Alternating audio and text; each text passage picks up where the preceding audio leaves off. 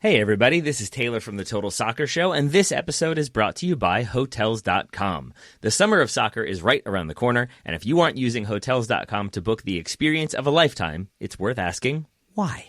As a member, you save up to 20% on hundreds of thousands of hotels around the world and earn rewards on every single stay, which means the trips you're taking now help pay for the ones you're already dreaming about. So, whether you're following your team across North America this summer or planning a well-earned escape after being glued to football for weeks on end, make sure you book on Hotels.com and start earning rewards. Because when it comes to hotels, it's all in the name, Hotels.com.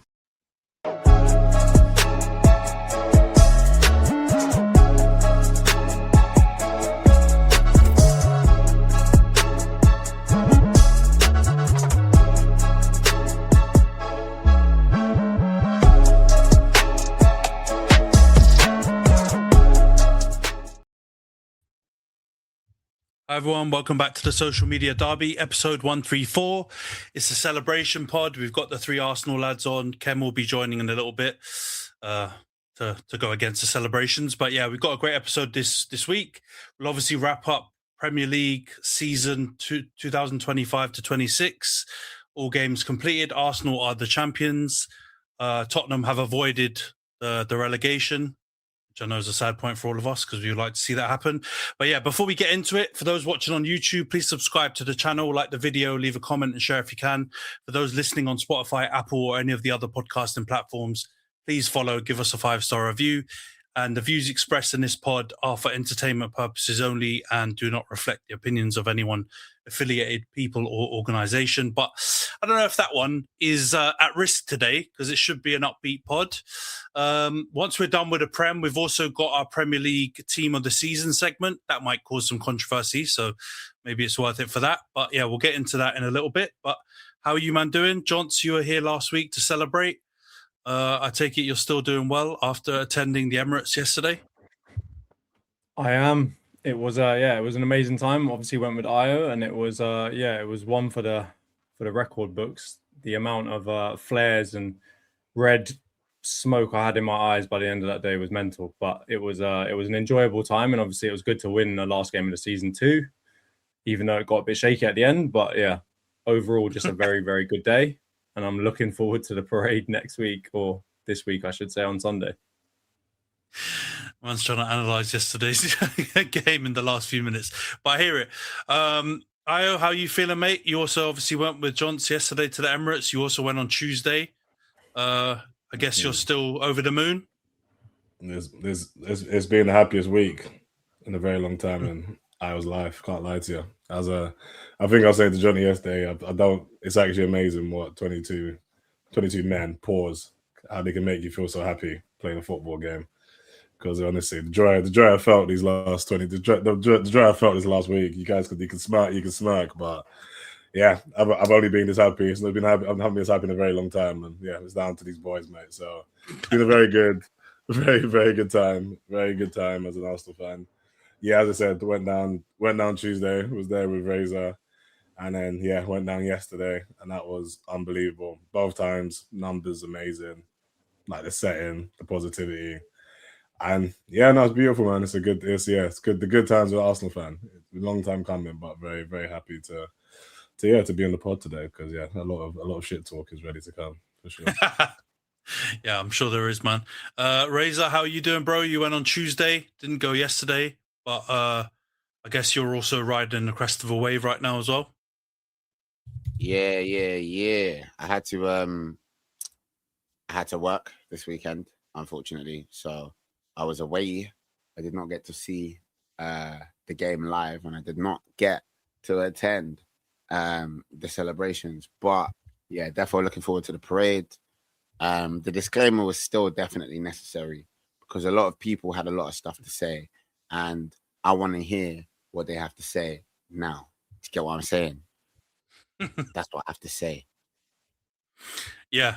Let's see. Hopefully, Ken will make it in time, and we can see what everyone has to say to each other. But let's start with the Crystal Palace game. Then it ended 2-1, like John's talked about just now. Fairly comfortable, but yeah, at the end, I did they equalise, didn't they? And then it got ruled out for offside or like being in the way of getting a touch on the strike before it went past Kepa. But yeah, you end up finishing on 85 points. Very respectable points tally, I think, for a title champions. Compared to Liverpool last season, Liverpool got 84 points. There was a lot of chat earlier in the season about, the league quality, the level that it will take to win this league. What do you guys say about it, Jonts, considering you've ended up getting a very similar points tally to the Scousers last season? Yeah, I think it's just a disingenuous take that people use specifically to put us down. It's just like the set piece stuff. I don't think you'll hear much more of it in the summer or next season. I think it was just at the time way of kind of trying to degrade us. So yeah, I don't put much stock in it, really. I mean, we've had Premier League seasons with higher points. We've had Premier League seasons with lower points. I think you can see in the teams that got European football this year that it's been a really difficult league. I mean, if you look at pretty much, I think it's between like 4th and about 15th, the number of points that separates all of them is very, very low. So from that point of view, it's been a really competitive league. I think we've seen a lot of upsets. And yeah, I don't think there's much stock in saying that, it's a bad league and that we finished with a low points total. Because at the end of the day, I mean, Mikel Arteta has put records on the board this year in terms of number of games that we've won. Yeah, it's not always been easy, but I mean, you look at the 90s under George Graham, look at the Invincible season. Being this good ain't always that easy. Yeah. And in the end, looking at the table now, you guys have got a 7-point gap, right? I think City ended up on 78 points. And I know that's probably changed a little bit because, you won on the penultimate day. But Razor, do you think in the end, the season will be looked at kind of in a different way than it was during the run-in, considering you finished on 85 points, considering you're 7 points clear at the end?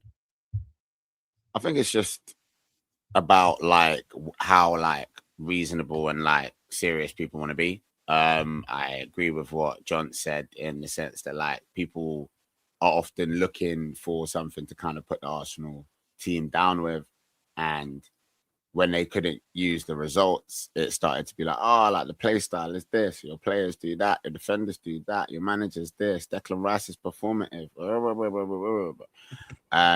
So like it doesn't really hold much water in my opinion.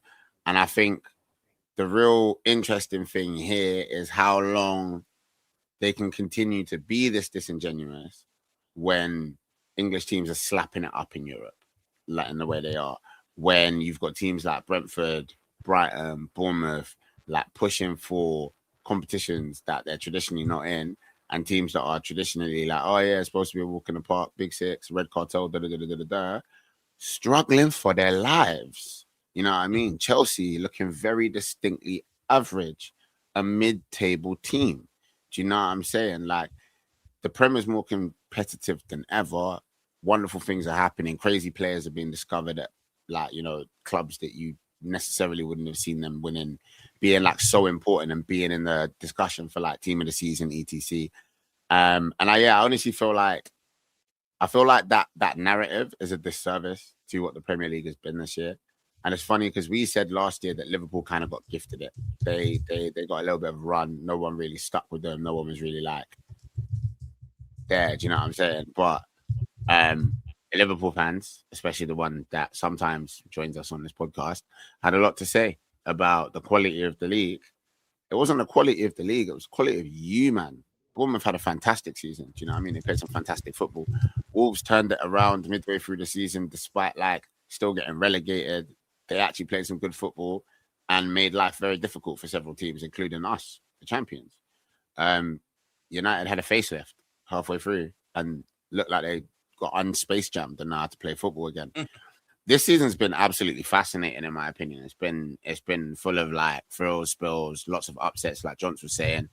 And I genuinely think the reductive like sort of take of, my team's not doing well, that means the league's shit. It's just a low IQ take from low IQ people that don't have any joy in their life because let me leave that. But No, yeah, up the arse. I know. Yeah. Wow. Calm. I hear you. I think it's definitely a discussion now, though. Like, this team won with 85 points. The team last year won with 84 points. I think it's a very easy comparison to make, that, or like it's a fair comparison now to be like, you lot have achieved something which is just as special as them lot did last season, despite all the narratives and all the rubbish and all that kind of stuff that was put around it, and the corners and the unethical this and ethical that. The points don't lie, and the gap between you and City now has ended. It's not even close. Let's be honest. 7 points is a nice chunky gap between the first place and the second place team. It's not even like it was a point here or there, or the goal difference that some people are a bit scared that it may end up going down to. What do you make out of it in terms of the comparison? Do you think that this Arsenal team is better than the Liverpool team that won last year? If you look at it, it's probably more well-rounded, right? Like, it's definitely a more cohesive team, considering they had a single player scoring the majority of all their goals, and you guys have spread them out across multiple players, right? Well, all I know is that Liverpool team didn't run Pep Guardiola out of the league. Only one team's done that, and this will be the boys this year. So, no, 100%. I think I think you just got to give credit to. I think we all said, like, as long as we win it is the main thing. But I think, I said, the league's changed. I think Arteta was just, even so, like, I was obviously, I wasn't the biggest, like, advocate of the football, but clearly he just jumped the gun earlier than everybody else. Maybe he saw the league changing a bit quicker than everybody else. So I think kind of speaks to him, speaks to the management, speaks to the analyst, I guess. And I think everyone just kind of like poo-pooing it. It's just bitterness. It's just jealousy because Liverpool won it last year. They had no competition. Like, everyone, like, we see Liverpool, we fell off.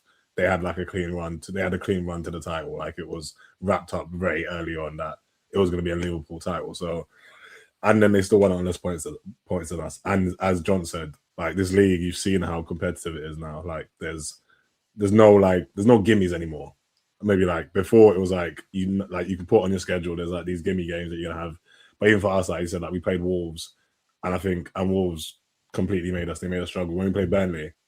Literally to last week on the Monday, everyone was like, "Oh, that should be an easy game," but that was a tough game, and we were nervous, and they had chances, and we didn't look too comfortable. So I think it just says, I think the league's definitely a lot more competitive. Obviously, I think this season was just about making sure we just don't concede, we don't leak goals, and we just kind of grind out the victories. And I think that was just a method to win. And maybe it's just about I definitely think it's a bit more cohesive, to answer your question, compared to how Liverpool was relied on Salah. I think we just kind of was more of a collective effort to.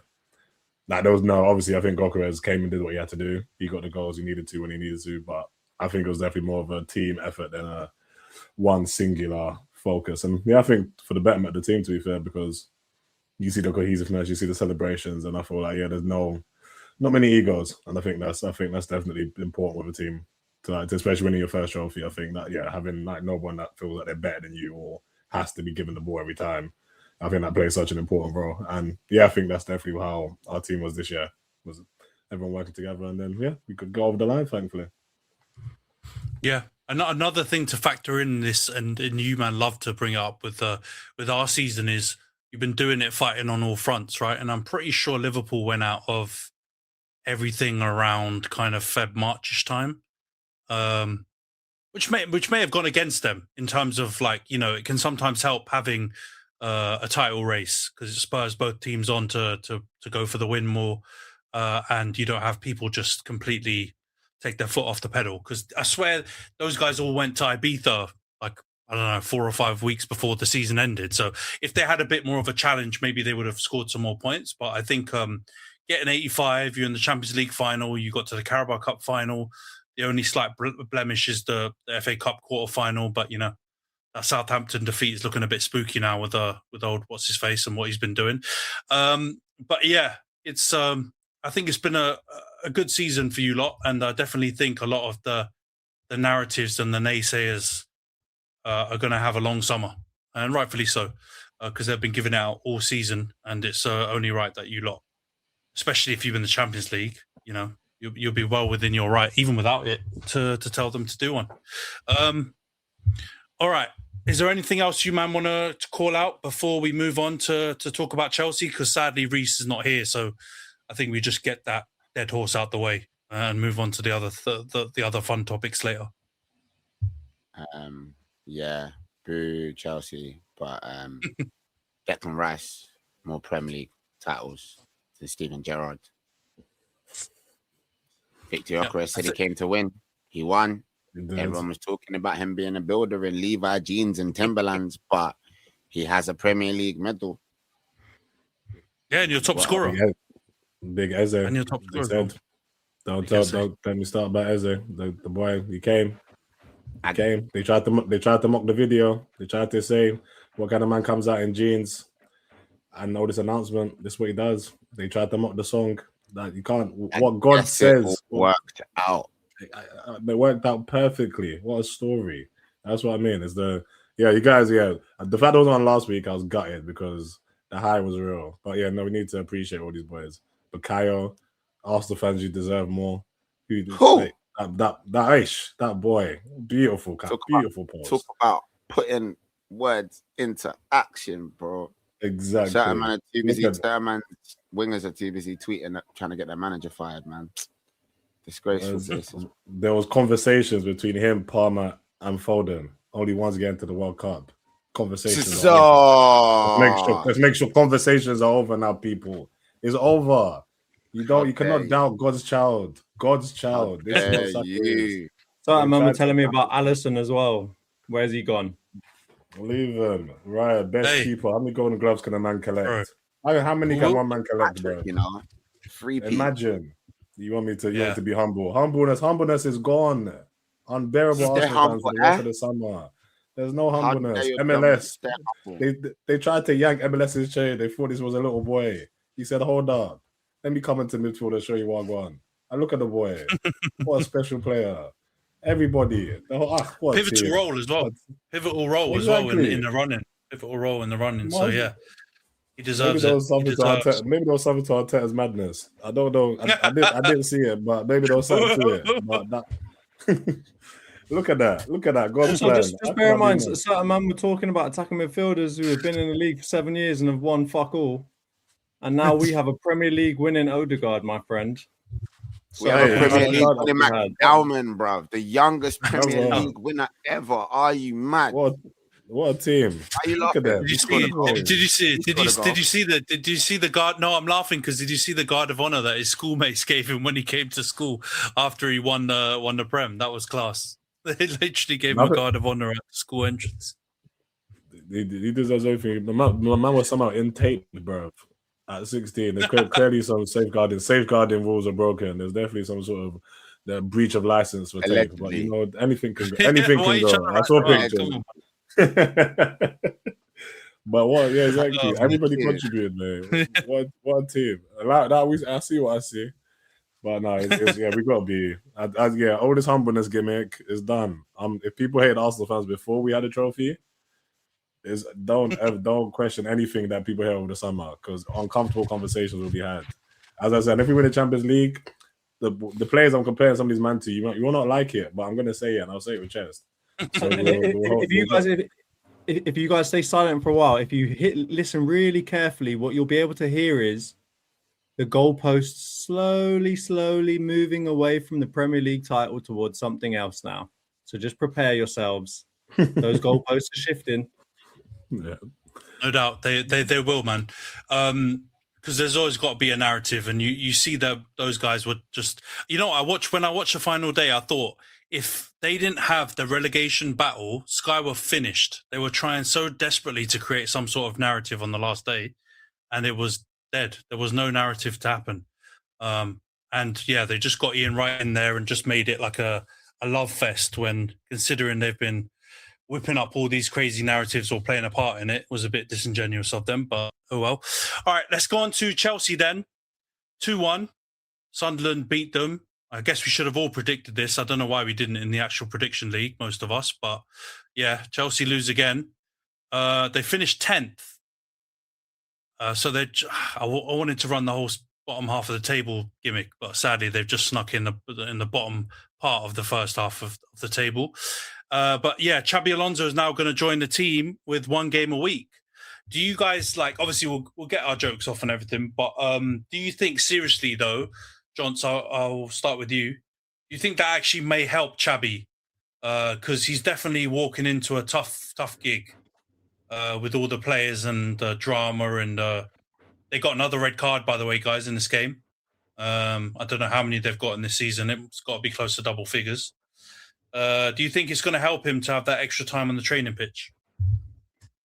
It will definitely help him, but it will also help the club in not having to deal with European financial rules as well. So I think from multiple aspects, they're probably happy with not making it into any kind of European competition. So I think it will help him just because of the fact we've seen it with Man United this year. He's going to have more time to actually train his players. I think he's coming in quite early as well. So he's got a whole summer with them, pre-season. I mean, most of their players aren't even going to the World Cup. So from that point of view, he's going to have everyone back. He's going to be able to work on a training pitch with all of them.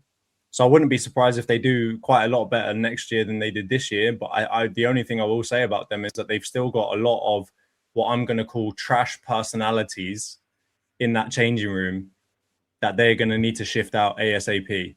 So that's the only thing that can really do them in, because if they've got to still deal with Garnacho, you saw with Xabi and Alonso in Real Madrid, the only thing that can derail this plan is if you've got a bunch of characters that do not like the manager and or don't want to buy into what he's telling them to do. And I'll be honest with you, that Chelsea dressing room has quite a few of them. So let's say a couple of steps forward in that he's got less football to play, more time on the training pitch, less financial stringent conditions to meet, but he's still got a team of pretty useless players that he's going to have to deal with. So yeah, enjoy. Yeah, it's going to be a rough market for them as well, because I think Cucurella, I've seen links with him leaving the club. Enzo Fernandez, obviously. There's a bunch of players that may not be there, which have actually been some of their better players. And then they've got to deal with all the deadwood. You know what? When I was watching that Spurs-Everton game, at least the last however many minutes it was, there was one player there that actually looked semi-decent on the Everton side. I thought they were generally pretty shite. But you know who it was? It was Evil Saka. It was Tyreek George. And I thought, what the hell? Why did Chelsea sell him to get Garnacho and Kittens? And he clearly looks better than both of them, or at least similar level. And I just thought that encapsulates the level of bad business that they did in that summer. Selling a homegrown talent to get in 2 drama queens, or at least one of them on Garnacho's case. And they've gone backwards. Razor, what do you make of it, man? Do you share Jonty's, slight optimism that it could help them, or do you think he's got a massive job on his hands? It's absolutely disgusting. These guys paraded themselves around as the champions of the world, and now they are finishing in mid-table. We cannot let them get away with such egregious crimes. Look at, bruv, Reece. Where is Reece, bro? You can't tell me he was just mystically busy today. Where's the gold badge? What's going on? Because this team, they told us they beat PSG in a preseason friendly, and they told us that they were the GOATs. And you know what? We listened.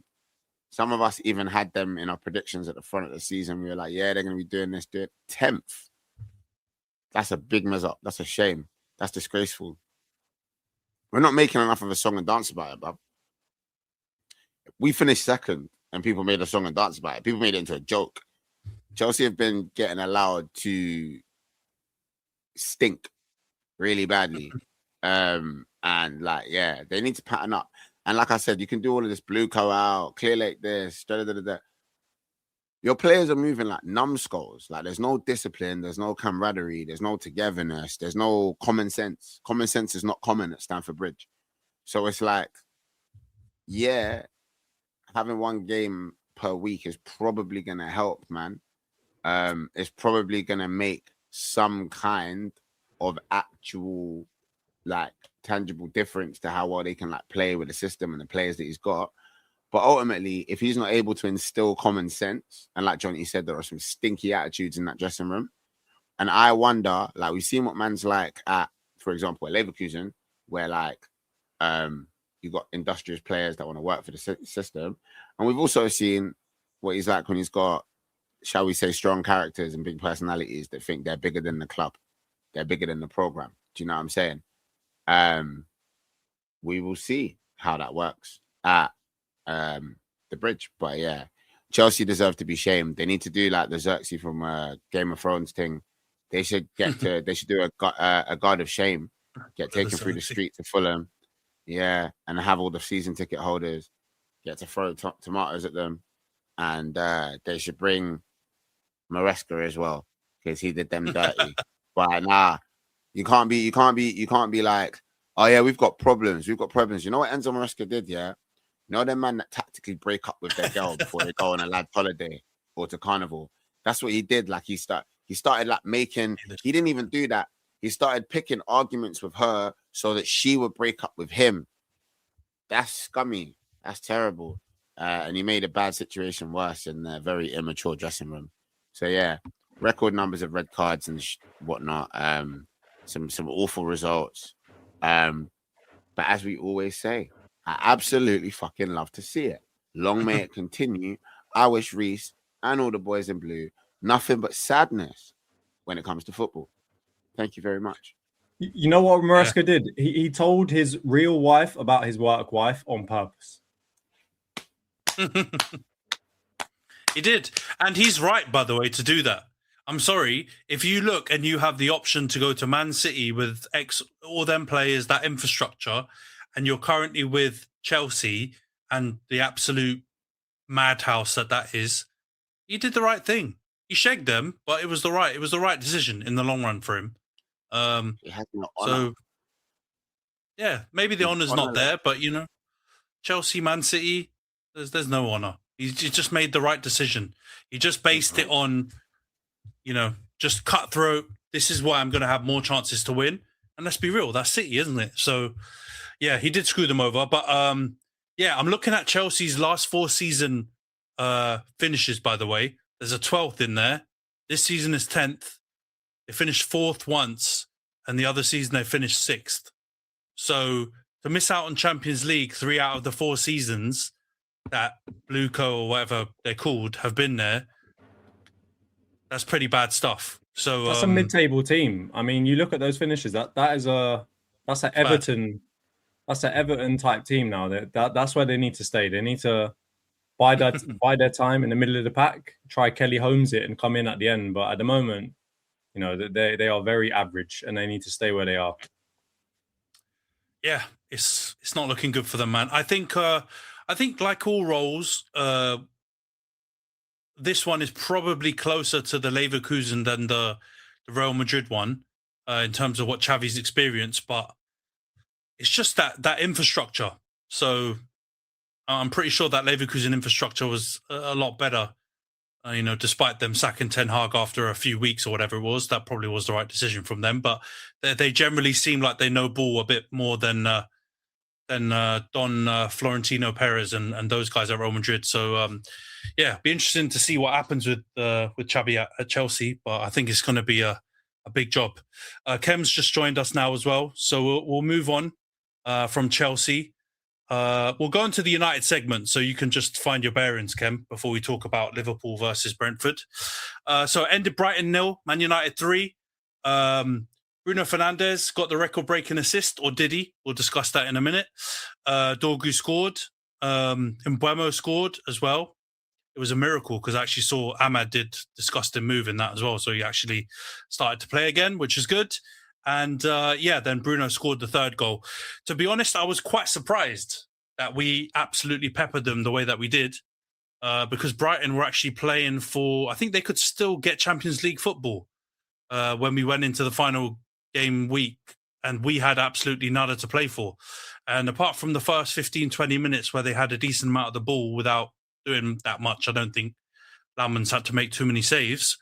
We absolutely smacked them up after that. I didn't even look at the XG because I knew I didn't need to bring it up as backup because it was absolutely one-way traffic. We should have got 4 or 5, even more than that. I was quite disappointed with Brighton considering all the social media gas they were giving it leading up to the game. We tucked them away nice and easily. But let's get into that Bruno goal because John's brought it up in the group chat and it's all over social media right now. So he's been credited the goal. That's what we know, right? But he crosses the ball in from a corner. Dorgu headers it. It bounces off the bar, travels a very short distance, hits Verbruggen's hand, goes in the net. Now, do you guys actually, John, we'll start with you because you were the one who was the most vehement in a group chat. What do you make of the goal? Do you think it's an absolute aberration that he's been credited it, or what's your take on it? I don't want to talk about aberration. I just want to talk about facts, right? We have a dubious goals committee. Their specific job is to look at deflections off defenders, possible own goals, whether a player got the final touch or not. And typically, the biggest question that they always ask themselves is, was the original shot going to go on target? Had the goalkeeper or whoever else not been there, would it have gone into the goal? And I'm going to pull you back to 2 examples, right? 2 out of the 4 own goals that a goalkeeper has conceded or given this year. Sam Johnston against Arsenal. If you remember it, Razor, what happened? Saka crosses the ball in from a corner. It curves all the way in, hits the post, comes back out, hits Sam Johnston in the back of the head and goes back into the goal. What was it given as? An own goal on Sam Johnston. No assist, nothing for Saka, right? The second one I'll pull you to is also the same goalkeeper that we're talking about with Brighton, which is Bart Verbruggen against Wolves. These are both this season, by the way, right? Marshall Munetzi smashes one. He volleys it from the edge of the box. Verbruggen pushes it onto the post. It bounces back off the post, hits his hand and goes into the back of the goal. What was it given as? An own goal on Bart Verbruggen. So again, nothing awarded to Munetzi, nothing awarded to whoever passed it to him. So it's very clear from my point of view, if the original shot was not going on the target, it's an own goal. And if they've implemented that rule so far in this Premier League season, multiple times in the exact same way, why in this case have they said, well, actually, we'll break it? Because we specifically have the dubious goals committee that other countries do not have, whose specific job is to do this type of stuff, which goes towards statistics, FPL awards, betting, gambling, etc., etc. So I don't want to talk about aberration, this, that, or the other. All I will talk about, there's a lot on the line from this point of view, right? 20 goals, he has the chance to break it, just like Salah had got close to it last year. It's a storyline. It's something that they can talk about. It also goes with this whole Player of the Year debate. We talked about, Antony, what you mentioned. They really wanted to make the last game of the season something, to be worth watching. All I'll say is you add up all those facts, all of what we know about the media, all of what we know about the Premier League, and all of what we know about the factual ways that this committee is supposed to look at goals. And in my opinion, they made the wrong decision here. That is all I will say. I hear you. And a lot of the arguments online have been bringing up examples. I think the Jorginho one is one that I saw a lot of fans bring up. And the key point here, which I don't actually agree, because I've seen a couple of angles. I don't agree. I don't disagree. I think it's completely inconclusive because here's the kicker. If the ball hits the post or bar and goes in, it counts as being on target. So everything you just said doesn't apply if it hits the bar or the post and it goes in. And the point is, from all the views, you can't tell where it's going because the bar is literally here. Verbruggen's hand is literally okay. Then let me ask you one question. Do you think Verbruggen's hand and his body were inside of the goal as a goalkeeper? Would they ever be standing in the goal? So, AKA, if his hand is in front of the goal and the ball somehow hits it, what trajectory is it on? It's on the trajectory to come back out of the goal. Let me ask you something. You can say all this, we don't have evidence. It's bullshit. You can see from that angle, it wasn't going in the goal. If it hits the post and the bar, is it only able to go in directly immediately? Does it have to only be in off that? Or have you ever seen a goal? So now we're going to talk about whether it was going to spin back into the goal and if it was going to do all of this, that, and the other. The trajectory was not going into the goal. That's the simple thing. Bro, my point is what they've decided. I don't give a shit, bro. It doesn't matter. You literally just said I think you guys care more about it, considering all you guys have been crying about it all day. That's the decision they made. If they didn't give it, I couldn't argue with you. Because from that angle, I can't see where it's going. Right? So I couldn't argue with you. The same way, what happened, you lot are just crying. That's all it is. So we're just crying because apparently they don't follow the rules. But when you cry about hair pulls, it's okay. You're allowed to cry about the hair pulls, and everyone's just got to listen to your fucking belly aching. Yet when we look at something that is quite a serious thing, we're not allowed to talk about the rules and the application of the rules. It's only when you guys do it, right? Because you've never belly ached ever on this pod. And you've never had Kem tell you my point is, my belly aching has been consistent the whole time. If their rules are the rules, implement them correctly. Implement them consistently. I've said the same shit the whole time. If you have a rule, apply it consistently. In this case, they applied it consistently all the way up until your team was at stake, right? Because Verbruggen, go and watch the goals, and Verbruggen, Johnston, go and look at them and tell me if this doesn't feel like it's different from that. Bro, it doesn't matter. That's the rule they've applied. No, you're going to say it doesn't matter. You asked my opinion. You asked my opinion on whether I think it was a goal or not. I told you my opinion. Now you're going to tell me, oh, don't cry about it. They gave it. You asked my opinion. I told you my opinion, bro. Yeah, and I just gave you my opinion. And what happened? Where's the factual parts behind yours? Oh, there's no facts for yours either, bro. You're just waffling. You're just waffling. I'll show you the goals. I'll put them in the group chat. We can have a chat in the group chat. No one is going to be the same thing. You can get Manasseh. Doesn't care. Do the same thing. He's never on the pod, bro. What does it look at the exact same thing that I've just provided, and they'll say the same shit. You're the only team that's going to be on the back of this because everyone knows that was not an assist. You are the ones that can. Yeah, you are. Don't tell me. Don't cry about the rules when you've been crying about the rules the whole season. All right. Of course, that's a me problem. That's a me problem and a Man United fan problem. Someone grabbed him by the collar. It wasn't a red card. We always get the bad decisions. Now you're telling me not to cry about this. Joke. You shouldn't. All right. Let's wrap up the United segment then. I think we've done it enough. I was going to open it out, but I knew it would just end up being me versus Johnson, that one. Considering the group chat. All right, let's move on to Liverpool 1-1 against Brentford. I don't care, but it was off target. Thank you very much. Yeah, good for you, bro. All right, Liverpool versus Brentford. Yeah, same here. It wasn't a goal, but I'm not bothered. It happens. Yeah, exactly. That's fine. Liverpool versus Brentford 1-1. Curtis Jones scores the first goal, and then Brentford equalise. A bit of a dead game in the end, but you were there, Kem. What did you make of it? And be honest, were you crying when Mo and Andy Robertson came out for their swan song? I've only just dialed in. We're straight on to Liverpool. I can't get some more entertainment. Like, bro, we literally just did the United segment live in front Arsenal? of you. We were on the pod last week.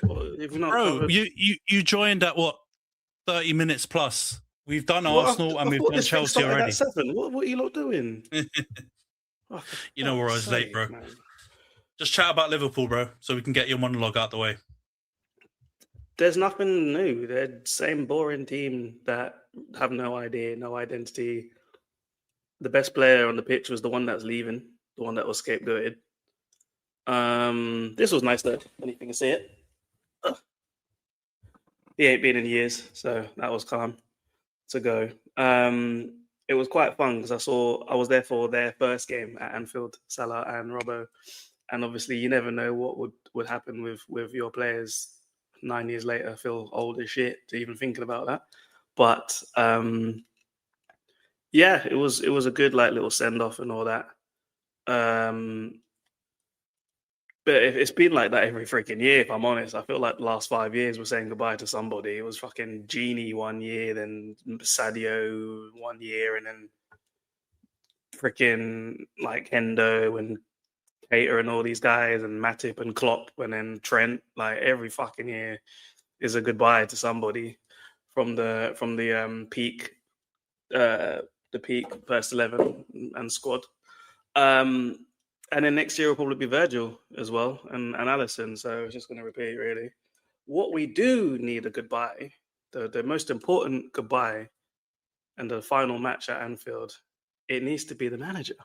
That's what really, or the fucking sporting director, Hughes. Like one of these two cunts needs to go, or both. I don't give a shit. Edwards as well. All of them. Take your Lennox, your fucking Windows 98, whatever dial-up shitty AOL laptop they are using, and get the hell out, man. That team is boring, and it was really hot.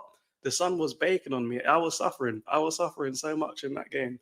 It was okay as a tribute, but like as an event, it was just as bad as the other matches I'd been to this season. So as the game as a whole, not good. First half, all right, but as usual, run out of ideas. Rio was good. Curtis Jones scored a goal and didn't even celebrate, so he's definitely out of there. I don't think I've ever seen a Scouser score at Anfield at the Cop End and fucking not even give a shit. So he's definitely going. Yeah, so that's it really with the team. That Thiago guy that plays for them up front is absolutely dog shit, by the way. I was saying to Antony earlier, I don't know how the fuck he's got as many goals as he has, because he was the one player I wasn't worried about. He is bollocks, guys. Genuinely, like everything you could think about Lukaku in his bad form, or like all the things we said about Gyökeres, or anyone you think is just like really, really garbage Brexit style player. He is that. So that just sums up this season, that how he's a top scorer in the league. So I don't know how he's actually awful. But yeah, El Capitan got his send off as well, because he obviously didn't get one originally. So we'll take it. But yeah, glad the season's over. Genuinely, so glad it's over. I've hated it so much. Now, a question I asked these lot for the Arsenal segment, so I might as well rewind it and ask you, since you've joined now. You don't have to, bro. It's okay. No. You were talking about the Arsenal segment, so I've got to try and include you. It's about inclusivity and all that stuff, right? So Arsenal finished on 85 points. Yeah. Do you think it's fair now, because you were a big part of this earlier in the season, to be able to compare this Arsenal title-winning team to the Liverpool winning team from last season, who finished on 84 points? Do you think it's a fair comparison now, or do you still have your original thoughts on this Arsenal team? I called them the favourites at the start of the season. They have the most depth. They have a fantastic defence. You can't score against them. They're just dead boring, but they've been excited and didn't win. So like I said last week, or whenever it was, when it was just us three, because these men couldn't show up, if I was in their position as an Arsenal fan, I wouldn't give a shit. I genuinely wouldn't give a fuck as long as you win, because you've seen your team play beautiful football and not get it done. And it's at a point now where this cycle would end. And I don't know how you would get back up if you didn't win it this season. So they got it done. Like as a neutral or as a hater, actually, obviously we're going to say all kinds of stuff to asterisk it. It's what people do every freaking year. I forgot that we finished on 84, but I swear we started like pissing about at the end of the season. I don't even think we won a game after they won the league. These lot were taking the piss, and that says a lot about the standards, doesn't it? Which they were trying to say, but I'm not going to crash out. But yeah, they're one of they've had teams. They had a season where they finished with more points, didn't they? And they didn't get it. So at the end of the day, fair play to them.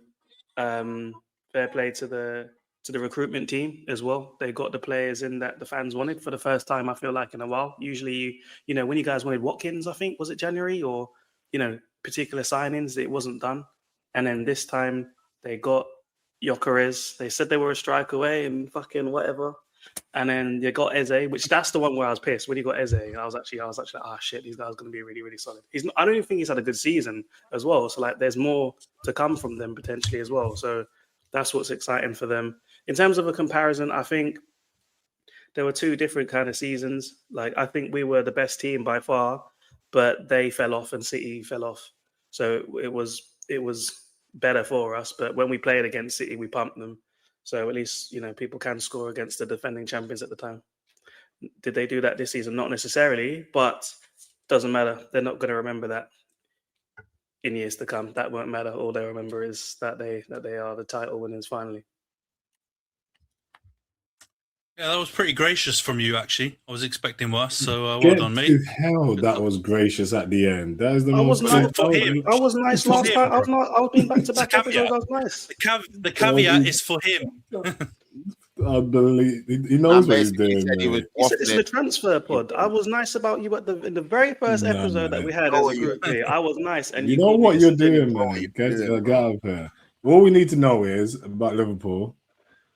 Hey, their title defense for these defending champions, one of the worst in Premier League history. I think we're the third worst. A third worst, exactly. So one of the worst, exactly. So to get 60 points, yeah, you are the third worst. I'm looking at it right now. Leicester and Chelsea didn't qualify for the Champions League, innit? So I'm your fuck, dude. I'm still getting European nights, mate. I'll be going back to Anfield. I'm gonna buy shirts, waste my money. Because of art, because of the coefficient. That's why you scrubs are allowed to play. How come when I saw a table of next year's group projections, Whistle above you and City, I saw that in terms of pot one. So have your coefficient, bro, but Whistle above you. You're champ. You were champion. You made a final. You made your first final. Can we go back? We accept your gracious response. Now shut the fuck up. You wanted me to crash out and be mean, and then you piping, and then you getting angry when I started slandering. No, anyway, I'm just bringing up the point that is the worst. Did you not Champions League final? Brothers on the pod writing about people leaving every season. Yeah, bro, that's how football works. Players get sold. Imagine every year. The guy's question was, were you tearing up when Salah went? That was literally his question. So get your stupid scarf off your head. It's 30 degrees and listen properly. I'm very cool. I'm ice cold. Absolutely outrageous. But no, we can't. Disingenuous. He knows what he's doing. Again, explain how worst title defense, and they spend the most money. They spend the most money as well in the Premier League. Broke the fucking transfer record twice in one window. We never spent it. We started spending. How come it was amazing? Coutinho money still. Coutinho money is long. It's finished anyway. There's a video where the guy says he wants a new Premier League winner every year. It was scripted from the start. Eze leaves Palace and he wins the league again at Palace's ground. Come on, that's written down. That was written down last year, June. You're not dumb enough.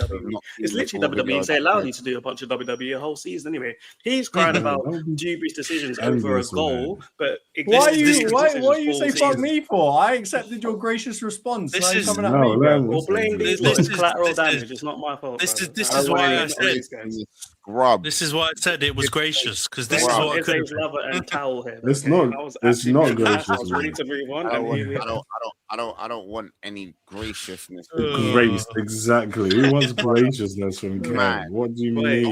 Quiet for me. I hope PSG don't show up then because you wanted me. I'm trying to be nice. Hey, wait, we're gonna do. We'll do the PSG Arsenal preview in a little bit. So hold your horses on that. Let's not. No. Bro, we have to go through. It was the last Premier League weekend of the season. Late and tries to critique the running order, bro. On Sunday, our season ended in fucking November. I know. Officially. If your season ended so long ago, why did I hear all your fans keep begging for the season to end? What do you mean? Yeah. You just said that your season was finished a long time ago, but most of your fans were just begging for it last week, the week before. They were begging it to end. So when did it really end? Was it not yesterday? It ended time ago, man. I don't know when it ended, man. Everybody went on sabbatical. That's why. It ended in that mix zone in Leeds. That's when it ended. A lot of sabbaticals this season. That's definitely been one of the buzzwords. I was here the other day, and I'm here again. Some people didn't show up after they lost the cup final. Okay, I'm still here. I'm just here so I don't get fined. You have turned up in the last couple of pods, but all right, let's because he wasn't in a foreign country. This guy loses he doesn't Liverpool lose, he doesn't watch them for 6 weeks and he goes on 3 holidays and now he's here being like, oh yeah, like I was here. Shut up, man. We haven't even won a game. I don't think we won a game in the name. And your grace. No, to be fair, the way that he decided to come back was he just realized that he should just get drunk every single time before. I've been, and that was his coping mechanism for coming in. Aqua Capartica, okay. So if they want to sponsor the pod, let's go, baby. Let's get it. Big them up. That's a good water brand. All right, let's wrap up the game week 38 review here. Then, before we move into the special segment, I am going to just share the final prediction league standings, because that's all wrapped up now with the final game week. So it went right down to the wire. The winner's not on the pod, but it is Reese. He finished in first with 130 points and 23 correct scores. He nearly bottled it. Did not get 1 point in this entire game week. And Jonts almost managed to pip him, but he finished in second with the same amount of points, but 19 correct scores. So he's essentially lost on goal difference, which is a bit rough. He had a pretty good game week, 4 points. That's not bad. Io had a stinker when it comes to the submission, to clock in that he'd forgot a certain result. No tic-tac, no party. We said it, Johns. We got there in the end. Well, yeah. I won't reveal. Where did you finish? Where did you finish? Yeah. There were some tic-tacs, but I wasn't involved. But yeah. Io finishes in third with 124 points and 17 correct scores. Kem finishes in fourth with 119 points and 18 correct scores. Very ethical position as well. Thank you very much. Still looking up to the tour guy, mate. Wasn't looking for any help. Didn't receive any help. Still looking up to the tour. Wasted most of my points on hate watching anyway. So remember that. Congrats. Man. Look up to the tour guy. Remember your position in life. Remember where you are. Remember your position. Change your damn headline. Look up to the tour guy. That's what it's going to do. All right. Razor finished in fifth with 118 points and 13 correct scores. I finished in sixth with 113 points and 11 correct scores. And Nash finished in seventh with 86 points and 13 correct scores. Antony, you finished last, mate. Technically, I finished last because Nash didn't send a result in for probably a month and a half. So yeah, unofficial relegation for me. But yeah, that's where we ended up. Prediction League. We're going to come up with a few different ideas for how to rejig it for next season to make it a little bit more interesting. So yeah, hopefully next season is just as down to the wire as this season has been. But let's crack on with the special segment then. It's in the title of the pod. It's the Premier League team of the season. So I've got everyone on the pod to send me their players per position, and 4-3-3 is what we've gone for because that's the formation of Arsenal Football Club, and they won the league this season, so we'll follow them. That's right. So it's goalkeeper, right back, 2 centre backs, 1 left back, 2 centre midfielders, because some members of the pod didn't love the idea of a DM-CM split. So we got 2 CMs, we got an AM, we got right wing, left wing, and centre forward. So everyone sent in their teams, and we have a couple of contentious ones, which we'll talk through as we get through. But we'll start off with the goalkeeper. Every single person who voted, bear in mind again that Nash did not vote, as he didn't with the prediction league. Every single person voted David Raya. So he's the resounding goalkeeper of the season for all of us. Does anyone have... John, do you have anything to say about David Raya? I know you're a big fan. And everyone voted for him. So he's clearly been the best goalie of the season.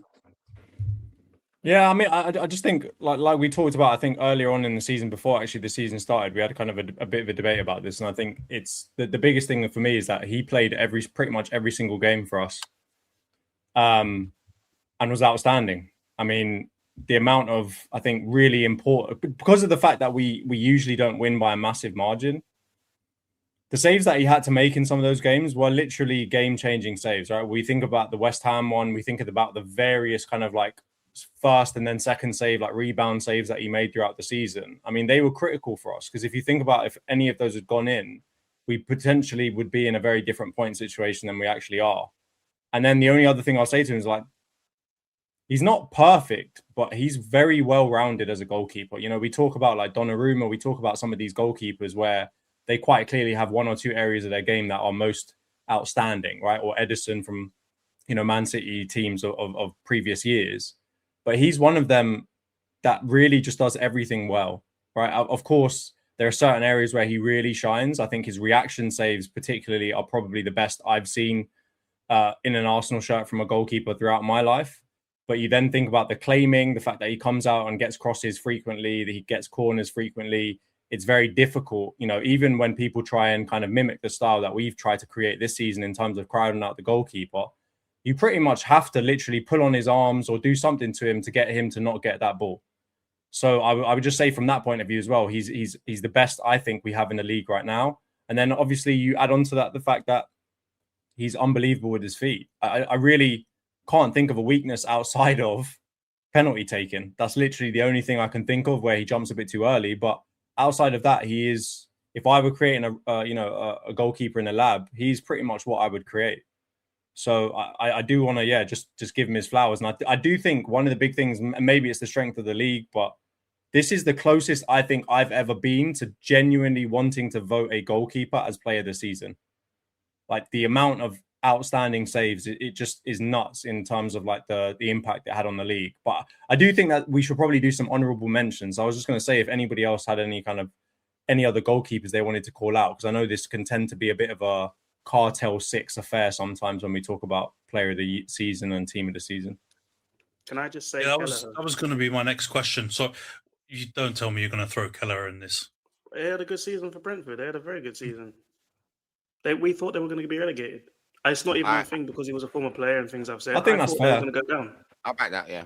And he made some banging saves against us the other day as well. I have to say, he deserved his move to be a first-team goalkeeper. I can't remember if his country qualified or not, but yeah.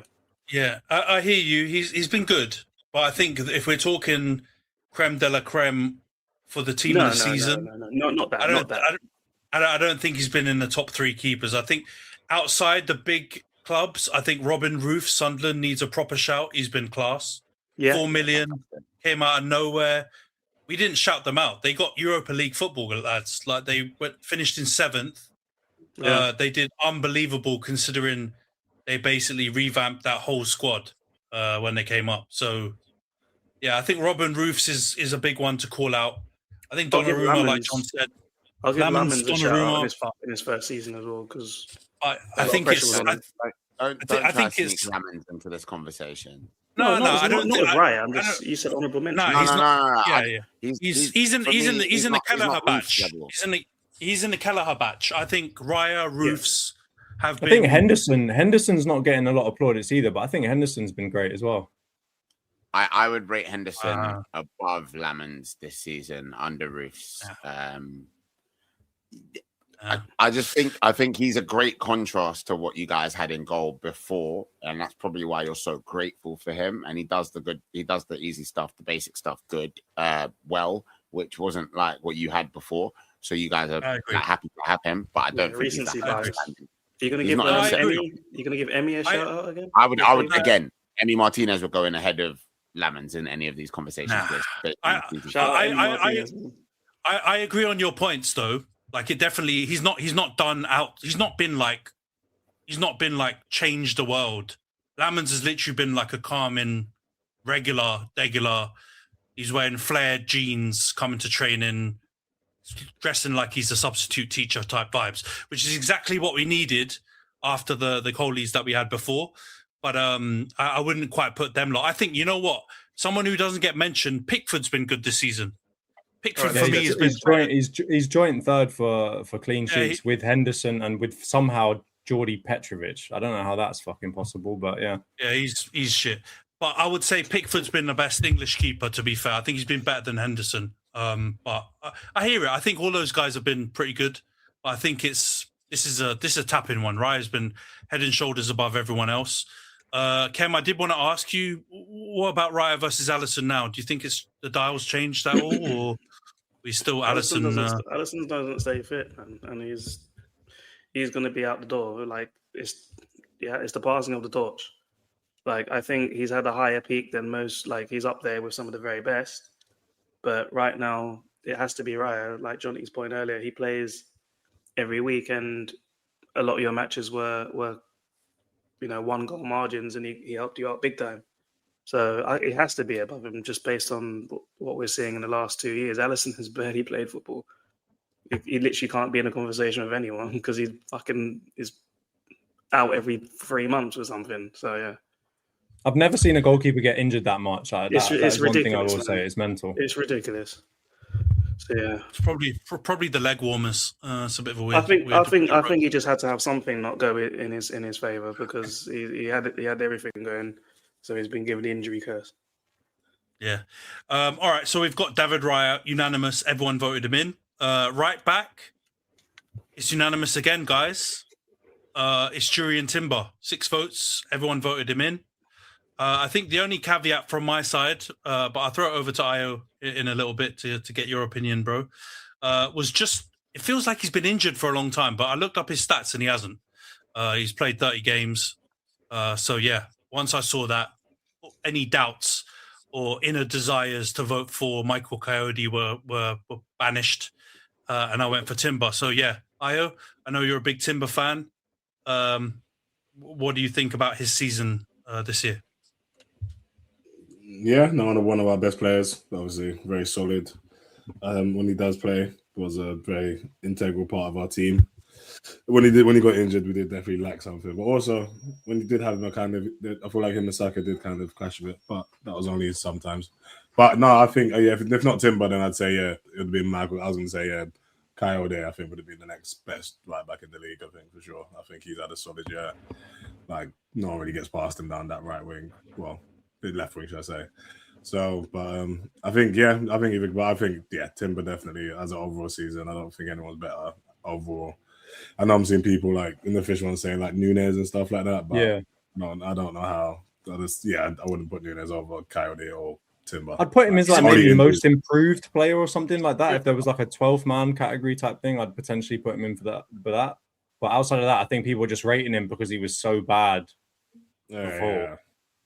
But he was good. It's not his position as well. So credit to him as well. Like he's not a right back by trade, is he? So he's learning a new position. But yeah, I wouldn't put him ahead of Coyote or Timber. He could be. I will say that the improvement hasn't been minimal. It's been an epic improvement from him because he was absolutely god awful. And if you watch him now, he doesn't not look like a right back to me.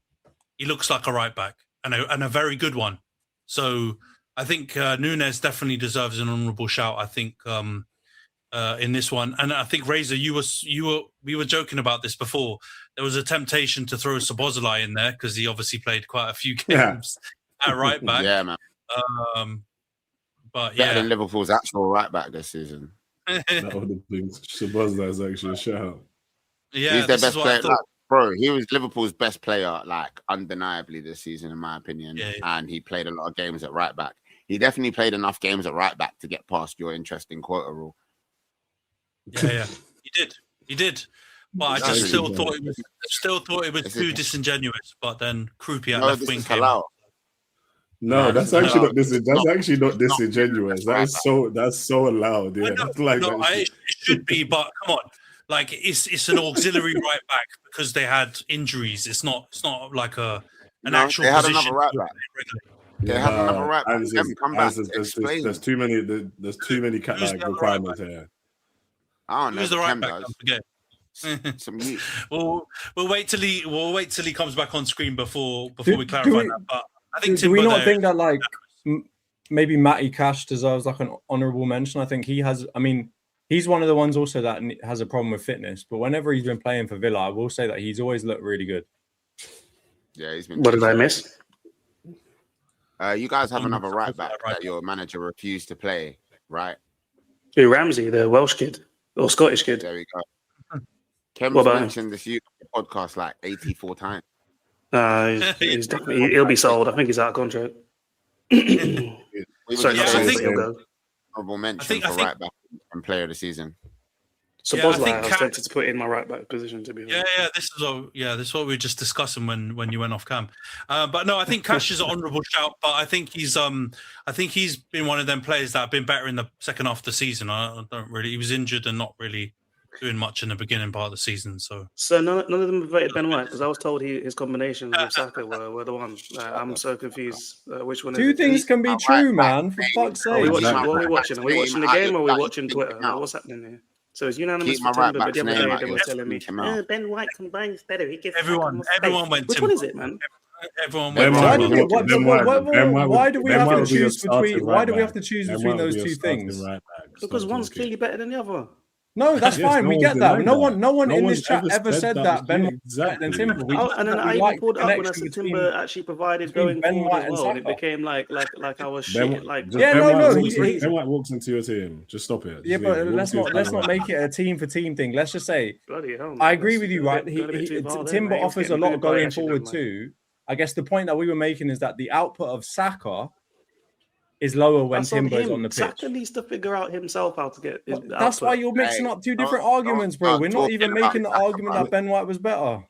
This is I not just the asked a point. question because I did think Timber would be unanimous after that. You knew the answer to that question because I started this position by saying unanimous. Everyone voted Timber, so you knew that Timber is clearly their favourite right back because he's the one that everyone's This is taking. why I you knew. take You know what? his Yeah, I was checking graciousness. if they knew because I was confused. This way you take after his chatting with it. graciousness with a pinch of salt because this is who he is. Yeah. He's a weasel. Anyway, This way you don't take his honorable graciousness. mention. An actual honorable mention. The U at Palace, the Colombian guy. He's not even Munoz. Yeah, been injured a bit too though. He's but a walking yellow card though. Also, He's a walking yellow card, but he gets forward. He's really exciting to watch play, in my opinion. You know what it is? Bombing fullbacks. Yeah, I agree. Bro, you know what it is? He's cold, but it's a slightly sticky one because he's a right wing back, and they play that special position, which is not really he's not really a right back. So it's a bit weird. But I get you. He's cold, but I just think, could you imagine him at right back? What formation did you give us to pick the team from the season from? 4-3-3, I think. 4-3-3. So what could I do? I just want to give him an honourable mention. I know. I agree. I agree with it. Right back. No, he did not. Well, that's what I was going to say. Dishonourable mention. Where's Reece James now? I thought he'd be in the maybe he's in the Where's he at? He's playing centre mid now, apparently. Reece, if you're still in the chat, get them trophies back out, son. He's not playing in Europe, that's for sure. Yeah, true. To be fair, Reece James was already playing one game a week. It's true. He's not making a difference to his work. You're even rounding up there as well. You're rounding up. It's like more 0.75 games a week. Yeah. All right, let's go for centre backs now. We'll do it as a pair. It's Gabriel and Saliba again, unanimous. Everyone voted for them. It's a tap in. The best Premier League duo that we have right now. I know Ken might argue still Van Dijk as a single centre back, but as a duo, I think it's undeniable. Head and shoulders above the rest. Left foot, right foot, speed, power. They score goals. Yeah. Razor, do you want to wax any more lyrically about Gabriel and Saliba? About the best centre-back partnership in the Prem. Absolutely. Listen, Gabriel and Saliba, perfect combination. And we've been saying this for a couple of seasons, yeah. We've been saying, I think we've got the best centre-back partnership in the league. I think we've got the best back. I actually think if you're going to make a top three of the best three centre-backs in the league, two of them are ours, and I don't think either of them this season were number 3. So I feel like we've been trending in that direction for a while. Yes, there is a twerker in Scousland that was the best centre-back in the league for many, many, many years. Can't ever take that away from him, like, very goated. But right now, it is not that. It is Saliba and Gabriel, and I think they give defenders a hard time. They give referees a hard time. They're so like physical, but they're also clinical. Saliba's calm, controlled.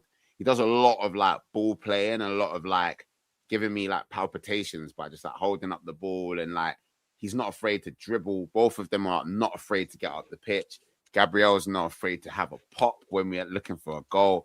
Like, and then if you look at like the sort of like dominance in the air from headers, like people talk a lot about our corners and the way that we've been approaching them. The main problem of our corners is that Gabriel was just absolutely roasting everybody's defense from set pieces. You know, he's our danger man, but you can't do anything about it. He's flying in, it's in the net, your keeper's on the floor, your fans are whinging. It's beautiful. And that's when all of the rugby really reached its peak. And we were like, okay, cool. We can play this game too. You know what I'm saying? It's fun. It's good. But yeah, everyone's saying that next year the Prem should put more rules or more penalties, fouls in the box for like restricting attackers from corners. I would love it. Gabriel is winning the Golden Boot. They're going to rename it the Golden Forehead. It's going to be amazing. But yeah, two best centre-backs in the league. I don't think anyone can really complain about it, and that's why no one did. No one can argue with it, and that's why no one did. And yeah, I'm looking forward to them having the battle between them for who's the best centre back right now in the world, because I think that's what the next discussion is going to be. I think it's interesting too, because I think that like when they initially formed the partnership, everyone obviously, understandably, was focusing a lot on Saliba, because I think he's a bit younger. He's a bit more silky, Rolls Royce type, A or B side of the partnership, if there is an A or B side. And and then it became Gabriel's a bit underrated. And then Gabriel just moved absolutely mad. No more bozo stuff, scoring everywhere, making big blocks and just being a bit of an S-house. And then suddenly he kind of got rated as the A side. And then now this season, it's really interesting because I think you could make an argument for either or. I think Saliba's second half of the season has been top. I think he's like, he was pretty good in the first half of the season, but I think the second half of the season he's been top, and put himself into best player of the season contention. And I think Gabriel was the opposite, so it literally worked out perfectly for you. So yeah, I think honourable mentions. Who do we want to throw in, guys? There's some obvious ones, but you got to give Guehi something. He made a big mistake that probably led to them not winning the title, but outside of that, I would just say, yeah, he's been solid, whether it has been at Crystal Palace or at Man City. So I think he gets a shout. And I'd also probably want to give one to Kusanov. Maybe I'm doing a bit of the Nunes thing here as well, where I'm comparing him to before. But he does look like he could have a lot of the tools to be a very, very, very good centre-back. So I'll probably give them to a shout-out. That guy at Bournemouth as well. What's his name? Senesi. Yeah, I was gonna say Senesi. Yeah, he's good, man. I think he deserves definitely an honourable mention. You know who I think deserves a mention as well is Lacroix at Crystal Palace. Since they lost Guehi, I know they've been a bit in dodgy form, but I think that's mostly because of the Conference League juggling that they're doing. But whenever I've seen him, man, he can ping a crossfield ball really nice. Like he's got that ping that you're looking for from a centre back that you want to dominate the ball. And I don't think he's probably going to be one of the next ones that people pick up off Crystal Palace. I think he's no offense to them, but I think he can play, for a Champions League challenging team or something along them lines. Anyone else you guys thinking about apart from them lot? Van Heck, maybe Brighton. Van Heck. What about Heaven for you, man? What about him? Nah. Come on, man. No. I was just checking. That was never the conversation. Oh, yeah. No. It was absolutely the conversation because a man said that we would be happy to have him back at our team, and our centre backs are the undisputed best centre back. What about Bob Marley and Salmon? Has he played? Nah, didn't think so. What do you mean? How you compare? Guys, why we don't need to talk about Heaven. He doesn't even qualify for the 40% of games played. Exactly. What are we doing? Serious rotation chat. At best. Shame. Exactly. That was the whole argument. You know who also deserves a shout is the Sunderland centre backs. Alderete and Mukiele deserve a shout as well. They've been top. I do think Van Heck, bro. Yeah, Dan Ballard as well. I think Van Heck deserves it as well. Van Heck at Brighton, he deserves a shout out as well. He's been. I thought he was pants at the beginning, but he's actually turned into a pretty decent centre back for them. Ball playing as well. He's good on the ball. I think that the Brentford ones have been severely overlooked, mainly because people just don't know who they are. Like Nathan Collins as an example. He's been really good, man. He ranks highly in a lot of like the clearance and blocks and this, that, and the other stats. So I think he's one of the ones that goes under the radar just because like he's got kind of a pretty bait English name that like no one really notices him very much. Yeah. Rogue one, Tarkowski at Everton. Obviously, Everton, he's been good. They do Everton things, but he did play 37 out of 38. Got a couple of goals, got a couple of assists. And I think he leads the lead in blocks or some random defensive stat like that. Moving like Merseyside Wembanyama, blocking everything. He's. I agree with all the shouts. To be honest, I think I don't know how big on the Brentford ones I am, but Johns makes a fair point. They're a bit no nonsense, and I think nearly everyone in the Brentford team could probably get shout outs considering how they've managed to finish the season in ninth when we all had them buried alive. Big them up. But yeah, Gabriel and Saliba are the centre-backs we've gone for. All right, left-back. This is the first non-unanimous one in the positions. We actually had a bit of a split vote going on. So we had one vote for Lewis Hall. We had 2 votes for Truffert at Bournemouth. and we had 3 votes for Nico O'Reilly. So Nico O'Reilly is who we're going with at left back. But yeah, bit of a tricky one. And I think all the 3 that have been chosen have got a shout, to be honest. But I think, I don't know about you guys, but I think we've ended up with the right player. I think Nico O'Reilly's been, I know he's played a little bit in midfield as well, but he's mostly played at left back. Come up with big goals, attacks the box. His defensive work could probably improve, but I think he's probably been one of the standout left backs, no? Ken, what do you think? I went with Truefair. So, I mean, shout out Nico O'Reilly for what he does, but I think the point you just said there at the end, he could improve defensively. I think Truefair was balling out regardless of what his team needed him to do. And it's just crazy because we took their previous left back and it doesn't look like they missed a beat. Like, they went 18 games unbeaten, man. Unbelievable. Like, such a good run. And he's dangerous going forward as well. And he's not just like some defender like a Brexit style, just sit back and smash into you kind of. He's quite silky as well if he needs to. So, but either one of those guys that we had in that top 3 could easily be the winner though. Yeah. Io, you went for Lewis Hall. What's the thinking? Do you genuinely think he's better than them, or did you forget about the other options? What was your thinking? Hey, respect me. The nerve of that comment. Bro, you're throwing out some dumb comments. For the left backs. Man, the only one who by a host on only fire. You're the only one who voted Hall, so I'm just trying to understand the thinking. Because Hall's a baller. The man He's mixing him up with Luis Thiago. No, Yeah, exactly. mockery, bro. I'm just trying to understand and explain yourself. And if not Hall, I was gonna go Truefair as well. Like, Truefair would have been my second vote over O'Reilly as well. But yeah, Hall was I think Hall had a very good season.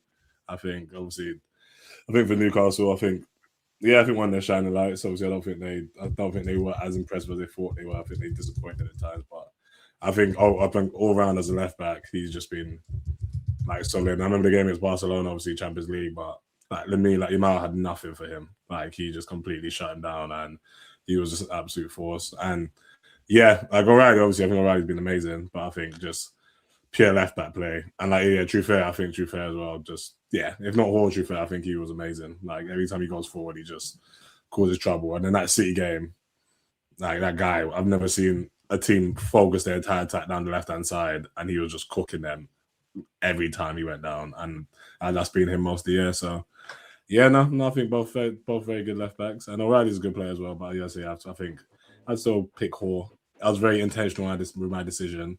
Man, try to say did I forget, Just checking, man. Gotta check. But he's not in the World Cup squad, so yeah. I know, it's a shame. It's a shame, man. Well, one of the things I was going to say about Truefair also is that, I mean, and this is a big part of why I chose him, was just because Man City have like 60% of the ball on average every game. On top of that, like, Truefair's coming into a team that has essentially been like decimated over the last couple of years, getting to grips with new players. He loses his partner middle way through the season also. Remember, Semenyo was playing left wing for them on the same side as Truefair, and he lost that halfway through the season to Man City. So I also think that's a big one for me. I know that obviously O'Reilly contributed a lot going forward, but from the point of view of like Bournemouth having roughly 50% of the ball, being mostly a transitionary team, like, I feel like Truefair's job was way harder than O'Reilly's. And I think getting back to the point is he's more of a well-rounded, in my opinion, a more well-rounded left back than O'Reilly.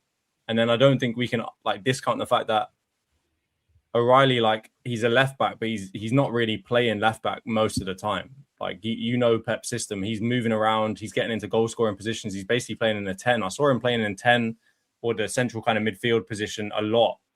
And when you can like think about the fact that they've got most of the ball most of the time, and he's not actually playing in a left back position, it kind of feels a bit weird to start giving awards to people that are not really playing left back. I know that they look like they are on the team sheet, but whenever I watch them, he didn't ever feel like he was actually in a left back position. Yeah, I think Hall and Truefair are obviously traditional left backs. O'Reilly is the inverted, more attacking, marauding left back that you see at a few different teams. Razor, you got any other honourable mentions for left back? I found this one quite hard, I'm not going to lie. Outside of those 3, Piero Hincapié. First season in the country. Certain man's left backs that they brought in this year, you know, they've played in the Prem before, but they did not look like it. I feel like Piero just settled in instantly.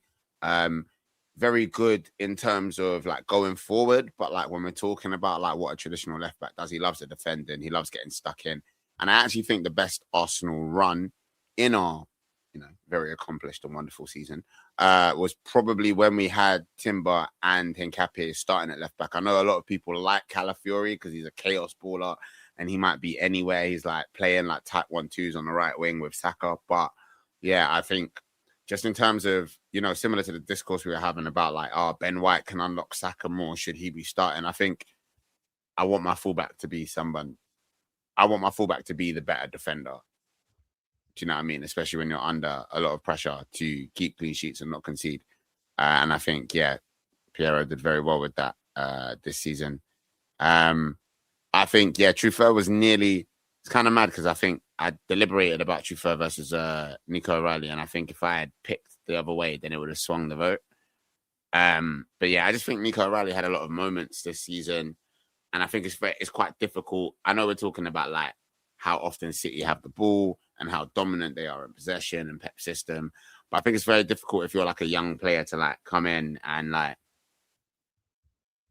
takes like the whole like thing by storm when you're in such like when you're in an institution like City. Do you know what I mean? You got a manager like Pep, you're playing with players like Haaland, etc. So yeah, I think Nico O'Reilly like became the story several times for City during this season, and that's just why he picked Truffert. But Truffert's been banging. He's been in my FPL team for a while now, stacking up the points.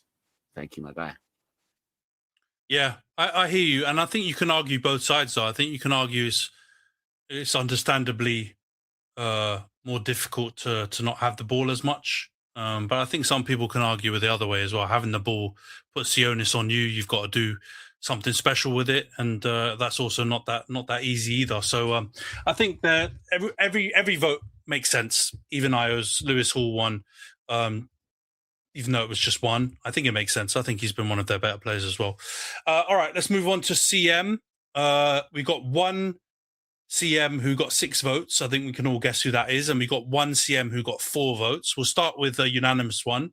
It's Declan Rice, 6 votes. Everyone voted for him in centre midfield. I think that was a tap-in, one of Arsenal's best players. Up for player of the season. Driving force for Arsenal has been pivotal. In this title didn't race. Vote for him? No one did. Everyone did. Oh, Everyone okay, voted for him. Nash didn't vote at all, I'm guessing. Nash didn't vote at all. So the max you can get is 6. That's the maximum. So unanimous for Declan Rice. I didn't vote for Rice. Did you not? No, you're not checking your thing, bro. I'm the fire host once again. That is true. There's 5. So Kem just revealed himself as the one person who didn't vote for Declan Rice. Please don't lie to anyone that's to all 3 of our viewers. Stop lying. Yeah. Apologies. I couldn't believe my eyes. All right. So 5 votes for Rice and then 4 votes for Elliot Anderson. So we've gone full out England midfield, centre midfields.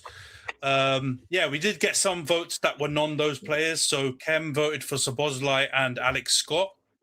I was just saying, I was right back, you silly Billy. God. You know what? I was right back, you silly Billy. I had to get a hate. I had to get some kind of hate in there. I had to do it, mate. I had to do it. Yeah, I forgot about Anderson, to be fair. I'm not gonna lie, but Szoboszlai, baby, silence the haters. Yeah. So what about Declan Rice then? Who wants to? Jonts, do you want to? Jonts, Razor, who wants to jump in and sing his praises? 5 votes, only Kem. So basically 6. Based off the things that Io was saying about him yesterday, I feel like Io should go for it first with this one. What I said about Rice? I'm I'm not doing it. Don't get all defensive. I'm not doing it in a bad way. I'm just saying that you were very happy about it. Come on. No, Rice is what a season. That is what 100 million Great British pounds gets you. That is a player that came in. He changed the team like he was a catalyst.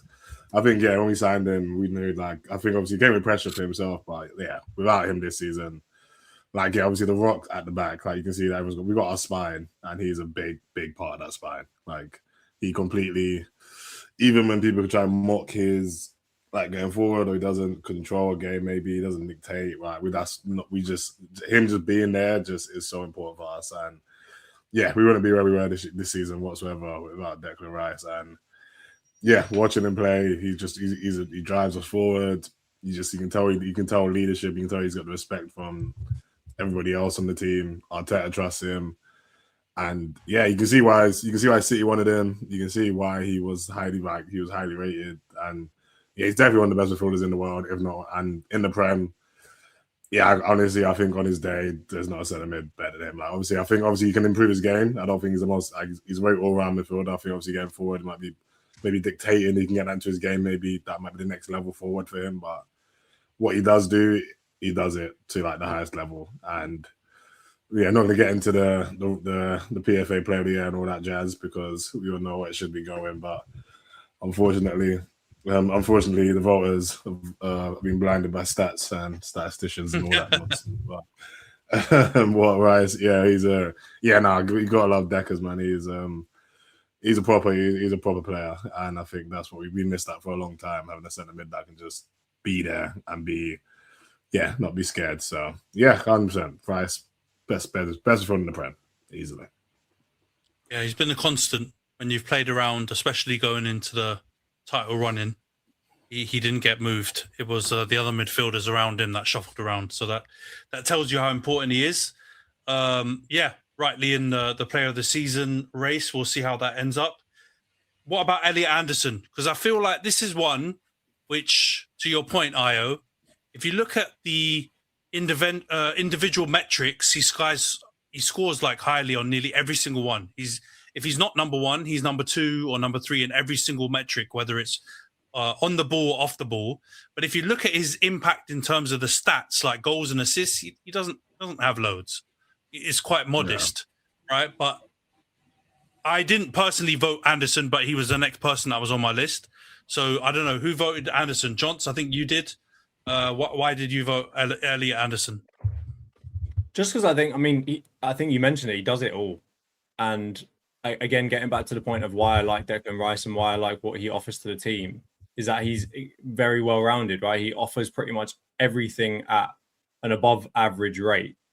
And that was one of the things I noticed about Elliot Anderson. I mean, when I was first kind of listening and hearing about him, I was expecting him to just be kind of a bit of a DM destroyer type, what I expected Caicedo to essentially end up being, which he's not right now. But from watching him more and more, he offers loads on the ball as well. Like he's able to put in really good assists. He can also dominate, in the traditional way that I thought he would. And I just think from the point of view of like what you want in a central midfielder, that's what you want. You want someone that can play any of the roles, right? We get really weird about football now, where we talk about all these different roles of a DM and a 6 and an 8 and a 10. And a trequartista and all these various different football manager terms that people are using these days about different types of central midfielders. But he just feels like a throwback from kind of like the old school Roy Keane type days of just a midfielder like Vieira that can do it all. And that's one of the things that I find most attractive about him. And from the point of view of this formation that we're playing being kind of 2 CMs, that can either be a more defensive one or more attacking one. I feel like he checks the bill for everything. And that was one of the big things that I just noticed about him. I don't think he's in a great team. I'm sure loads of people are looking at him thinking, how was a guy that finished, what was it, like 15th or 16th or wherever they finished in the table, how's he going to get into the Premier League team of the season? But I just think about, like, from the point of view of what would they have been without him? And I would argue not very much. Him and one other player that I think we'll talk about a little bit later, I don't think that team would be very much without him. So, I think it's still early and I don't want to go too early on him. And I'm hearing like 100 million plus pounds being put on his head and all this kind of stuff. So I'm not necessarily pushing it that far, but yeah, he looks like a really good talent. And I just genuinely think that he could do pretty much any role you asked him to do within a team. Yeah, I don't think it is going early. I think we're at that stage, whether you agree with 100 mil or not. That's what's being bandied about for him. So if he moves somewhere, that's what's going to be paid, which is mad. But I was one of the doubters as well when I heard a lot of because there's been a lot of gas about Elliot Anderson back from the back end of last season, I reckon, and I wasn't quite sure. But yeah, when you watch him, he's proper. He does both sides of the ball, and he's been really good. But my vote actually went for Granit Xhaka because I think he's been mint, and I do think without Granit Xhaka, I don't think there's been a lot of stuff out there talking about Sunderland and saying that a lot of people referenced his signing as the one that kind of convinced them to consider Sunderland as a team. So I think if you don't get Granit Xhaka, you don't get any of the other players that we've given credit for this season. And I think he's been their leader. So, Granit Xhaka got a lot of grief when he was an Arsenal player, but I think he's come back and he's been solid for them. Very good. So he got my vote. But so what you're saying is, no Xhaka, no Brobby, or African Beast. No Brobby, no Mukiele. No one called him an African Beast, so you need to settle yourself down. But yeah, nice try, brother. But no, I think you don't get any of those top players. That's what they said. Like if you, I know you, man, don't give a shit about Sunderland and my second team in that, but they don't do that. They reference. Well, no, I'm not aiming that at you, Razor. You know who I'm aiming at. So yeah, they referenced him being the trigger point for them to consider going to Sunderland, and I believe it too. Imagine you're a baller playing for a European team and you hear Sunderland. You're not necessarily going to be like, oh yeah, absolutely have to go and play for them. But if you start to see recognizable players and players that have been top, you'll consider it. And yeah, they've built a really good squad, and he's been good, man. So shout out Xhaka. Any other honourable mentions for people we haven't mentioned? Obviously, Szoboszlai got voted. Scott, yeah, Wharton. All right, go on, Razor. Give you a pitch for Wharton. I think the reason that he's an honourable mention is that I think he's been fantastic for Palace this season. In what, as I think Jonty said it earlier, has been a bit of an up and down season for Palace, a bit here and there. Palace season, they finished where they generally tend to finish, but they've gone on this amazing European Cup run, and I feel like he's been a pivotal point in that, both in the Prem and in Europe, and people have been raving about him. And I think he's the next. When we're talking about 100 mil for Anderson, probably some of that is the English tax or whatever, but I think he's going to be the next beneficiary of that English tax. It is interesting, and maybe the reason that he's an honourable mention and not one of my votes is probably because I think he looks really good in the Palace team, and I think there's been a lot said about like how he could play, like for England and stuff, and how he could play if he gets a big money move, and I just think like he's so good on the ball, and I think it's like his off the ball things that like keep him away from maybe that like upper echelon of midfielders that we're talking about for the two in the team of the season. But yeah, I think he's been fantastic. Yeah, I agree. I think he's good. Kem, I know you're not a massive fan of Wharton, judging by our group chat conversations. What's your take on Adam Wharton as an honourable mention? Am I lagging, first of all? Or can you hear me? No, you're just too slow to take we can. No, it was lagging as I was clicking it. But you can hear me, yeah? Yeah. Oh, my thing with Wharton was more like, I actually like him, but that was a topic about the England squad. Like, I feel like I see a lot of. I was talking about him out of possession as well. I think he had a good season-ish, but I think we're throwing a bit of English bias into. I think his season last year was better than this one by far. I think he got exposed a lot defensively, quite a lot. You can run by the guy, but he's young. He's got time to improve on that element of his game. The vote I gave, other than messing around when I put Szoboszlai in and stuff and not putting in Rice in.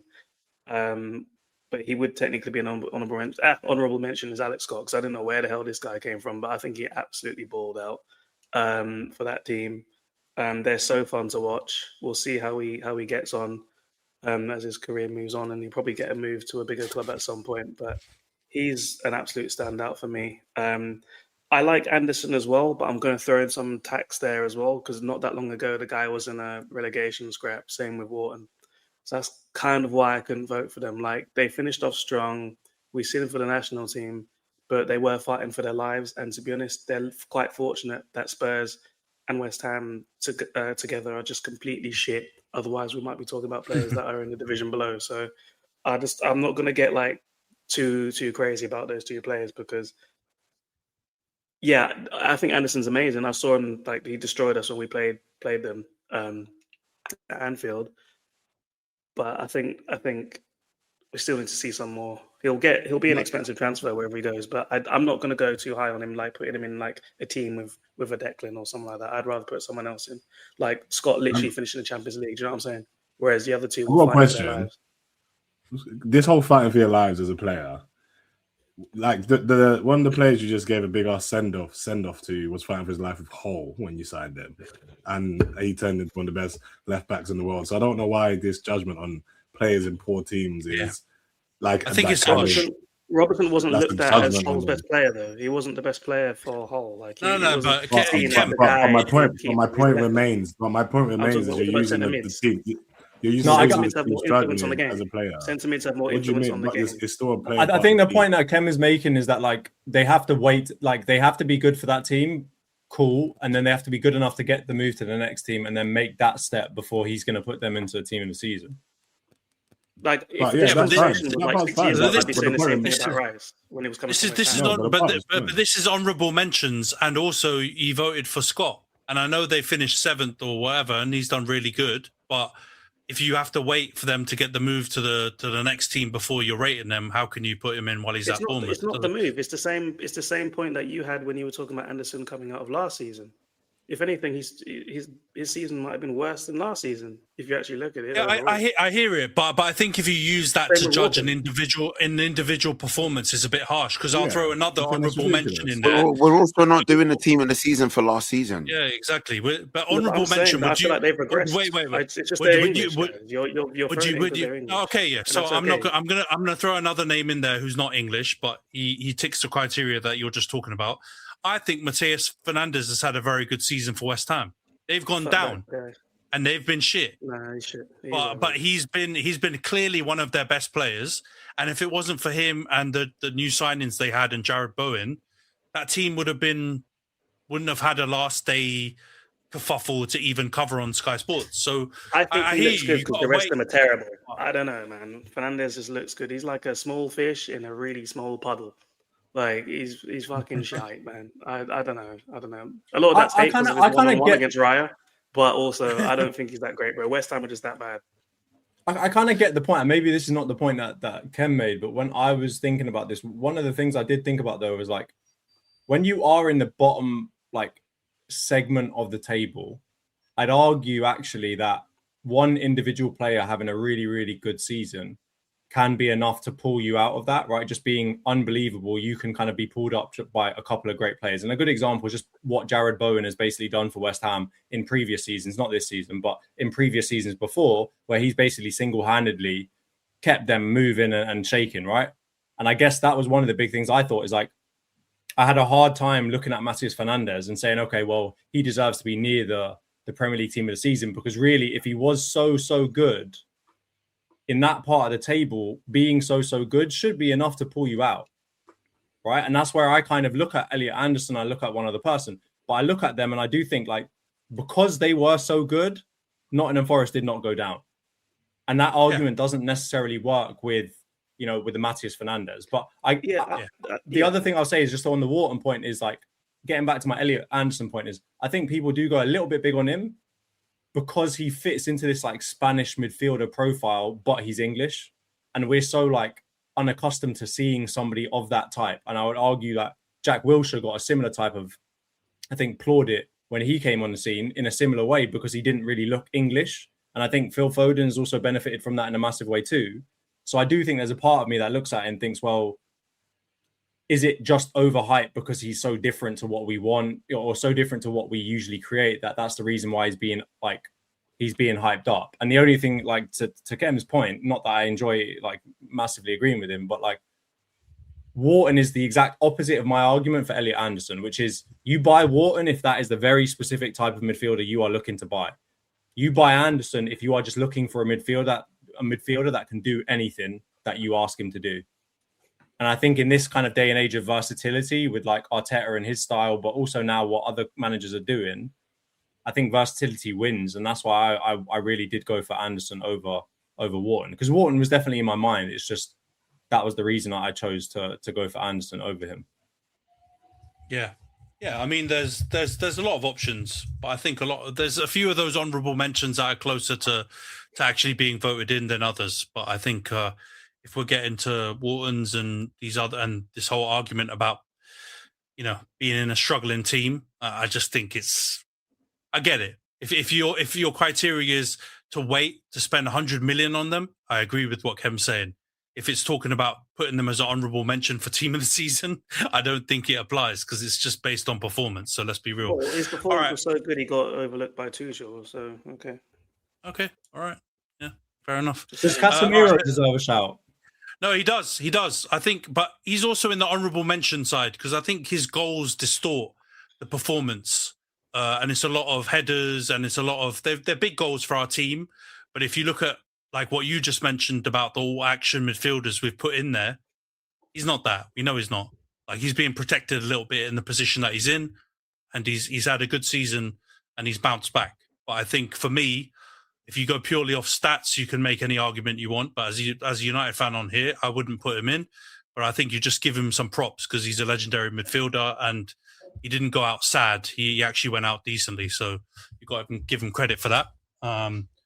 Yeah, nine Prem goals is not too bad for a 34, 35-year-old DM. So you can't complain. All right, let's move on to attacking midfielder. So it was 4 votes for Bruno Fernandes and 2 votes for Morgan Gibb-White. So, yeah, the 2 smiling, smirking lads are the ones that voted for Gibbs-White. So we'll let them get their rocks off before we get into the Bruno Fernandes, who's been voted in with his 4 votes. Ayo, you had some reasoning when you sent in your Kroupy selection team. Do you want to share them with the folks? Yeah, I think the criteria to be voted into a team this season is playing more than 1 game a week, and I think it would not be fair for me to hype up Bruno Fernandes when Morgan Gibbs-White was the best, had such a high goal scoring season, took for us into the semi-finals of the Europa League. And I think he's just being all around. I think he's so influential, as what you guys described about being a good player that helps the team stay up. I think Gibbs-White, and without Gibbs-White, Forest definitely don't stay up. People see with Anderson, but I think as a player, I think the goal he scored against on the weekend, or the weekend past, where he just opens his body up, like the technique.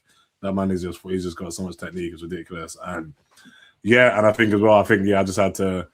Yes, Bruno's had a great year, but again, I think when you're fully rested every weekend, like you're going to play good football. So I had to try and get like a qualifier, like a sort of thing I need to judge players by. And you playing 1 game a week and having these numbers, you know, I had to be strict and be stringent, and that's why I gave the nod to Gibbs-White. And I think he's got 18 goals and 10 assists, or like 9 assists or something.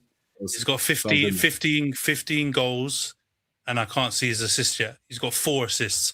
But that's not denying he's had an unbelievable season. Because remember, this is the Premier League team of the season. This is not every single game you've played in friendlies and all this type of things. But I'll get out of there, man. I was trying to no, it is. It's literally the Premier League team of the season. You wouldn't understand because you tried to put Kroupy left wing and he's not played 1 game the whole season. These other games affect how he's going to play because he's playing Champions League. Of course they do. Playing European football during the season. We're quantifying the Premier League performance. We're not quantifying the other things. I've got to bring in the factors here, and that's why Gibbs-White takes a nod. And I thought everyone else would be aligned with that, unfortunately, but I guess the stats came over. Obviously, the FPL bridesmaids had a little collusion yesterday at the parade to do this. But you know what? Jokes aside, he's been class.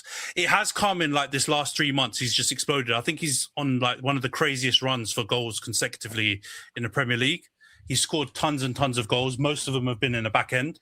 But to Jonty's point earlier, Forest would not have stayed up if it wasn't for Gibbs-White and Anderson. Probably even more Gibbs-White than Anderson if you look at the impact he had with the goals. Because there are games in it where he scored the winner or he scored the equaliser and he brought them back in to actually get points, which they desperately needed to get away from relegation. So maybe Vitor Pereira was just, he just had that team set up properly, the same team that was in the top half last season. And they finally found their manager. Like you said last week, instead of pissing about with Ange and Sean Dyche and all this stupidness because of the Greek night, allegedly, they got in a manager that can actually get a good squad of players that was expensively assembled together, playing well. Yeah, so that I do think we just had players performing. No, you're right. I agree, bro. I agree. I think actually Forest will be looked at in a more positive light than they should have been, considering how well they played last season, and they've actually had a mad drop off. And that is probably a lot to do with the managerial changes that they've made. They've got a good manager now, and I think next season to keep some players, they'll be in it. But any other honourable mentions that you guys can think of, other than Gibbs-White? We've got votes, obviously. And Bruno, are there any other cams that you think we should shout out? Firstly, for the record, Bruno actually got 3. Bruno Fernandes, he only got 3 votes. I voted for Bruno Ratbag, didn't actually break the record for him. Yeah. So you gave his full name. You gave his full government. Yeah, true. Absolutely. I don't know if he fits technically here, but John McGinn. He plays on the right sometimes, he plays forward sometimes, but he plays very well often. And like personally, I had the opportunity or the pleasure of doing some work with some of the players at Villa early in the season. I think it was after Villa went on that woeful beginning of the season run where they hadn't scored in, was it 4 or 5 games? And he was very cool, very calm, and he was very positive about them turning around and sort of making it out of there. And he kind of brings that energy to the pitch, but he also is he's got so much passion for the team. He's a great captain. I think we talk about, Spurs' captain and the decisions there. We talk about Arsenal's captain and who we think that player should or shouldn't be. I think when you look at Villa, there's not really any question about who their captain should be. It's 110% John McGinn, you know what I mean? I think he's led them through some good stuff this season. He's played really well, scored some goals, and I just think break out of our big 6 continued scope. And I was thinking that, and I just thought, there's been several times this season where I've watched him and thought played very well, that mate. Yeah, I was going to say Dewsbury Hall as well. Dewsbury Hall was I know he's been in and out, and he's not in the best team, but I think he has been a very good influence. I'm also glad that he just kind of found the team now, because obviously he was part of Chelsea bomb squad or whatever. So it's nice to actually see him get on the pitch and show what he's made of. And I think he has been really good. But outside of that, I think it has been kind of slim pickings. The only other thing I was going to say was obviously Eze. Obviously, bearing in mind the fact that he didn't actually play all the season and so on and so forth, I think he made a good impact for us. But I think that actually, to me, shows the general level of attacking midfielders this year. If a player that I'm trying to give an honourable mention to did not even start, I think, 30 games, right? So from that point of view, I think Harry Wilson, I put him in a different position because he played more on the right wing. Oh, fair enough. Because he had a good year, Harry Wilson. I think he got double-digit goals. But this is where it gets a bit tricky though, because I agree with everyone, all the people that you guys have mentioned, but positionally it's about where they've played the most. And you know who's a shout, but you can also go left wing is Morgan Rogers. He's actually played cam more than he's played left wing. And if you consider that, I would definitely throw him in the mix. I know it's gone a bit off the boil in the back end of this season. It was definitely very good at the beginning part of the season. But I think he deserves a bit of a shout out. But you can get one, but I mean, my big issue with Morgan Rogers is he's an elite finisher of opportunities, right? He's an elite long shotter. But if you actually watch him, he creates very little. And that's my issue with him, is that if you look at his XG, if you look at a lot of these things, he's actually massively overperforming his XG. He ends up finishing opportunities that most other people wouldn't finish, but he's not actually creating that much. And just to get back to my point on why I voted for Morgan Gibbs White over Fernandes, that was the main thing it came down to. It was what do you create, but also how can you finish it? And I think if you're going to give Morgan Rogers a shout out, I feel like Gibbs White deserves an even bigger shout out because he's in a very similar situation, even worse situation. If you think about the fact that Morgan Gibbs White is playing for a team that barely has any of the ball. And when they do have the ball, it's like almost all on him to do something with it. And I think his numbers are crazy if you look at, like, considering the fact that, yeah, he also played like fucking 52 or 57 games a season in comparison to the other people that we're talking about. So, yeah, FPL bridesmaid has spoken. Yeah, I think these three are the three that you would mention, though, based on the slim pickings we have in this position. I think you can't really branch out too much. Like the McGinn, right wing, he's played mostly. Some of the other guys you've mentioned, Harry Wilson, they're going to be on the right wing as well. There's the players who played at Cam. Is anyone else getting options you have? Yeah, there's like feedback. Was it me? And yeah, Can you hear me now? No, mate.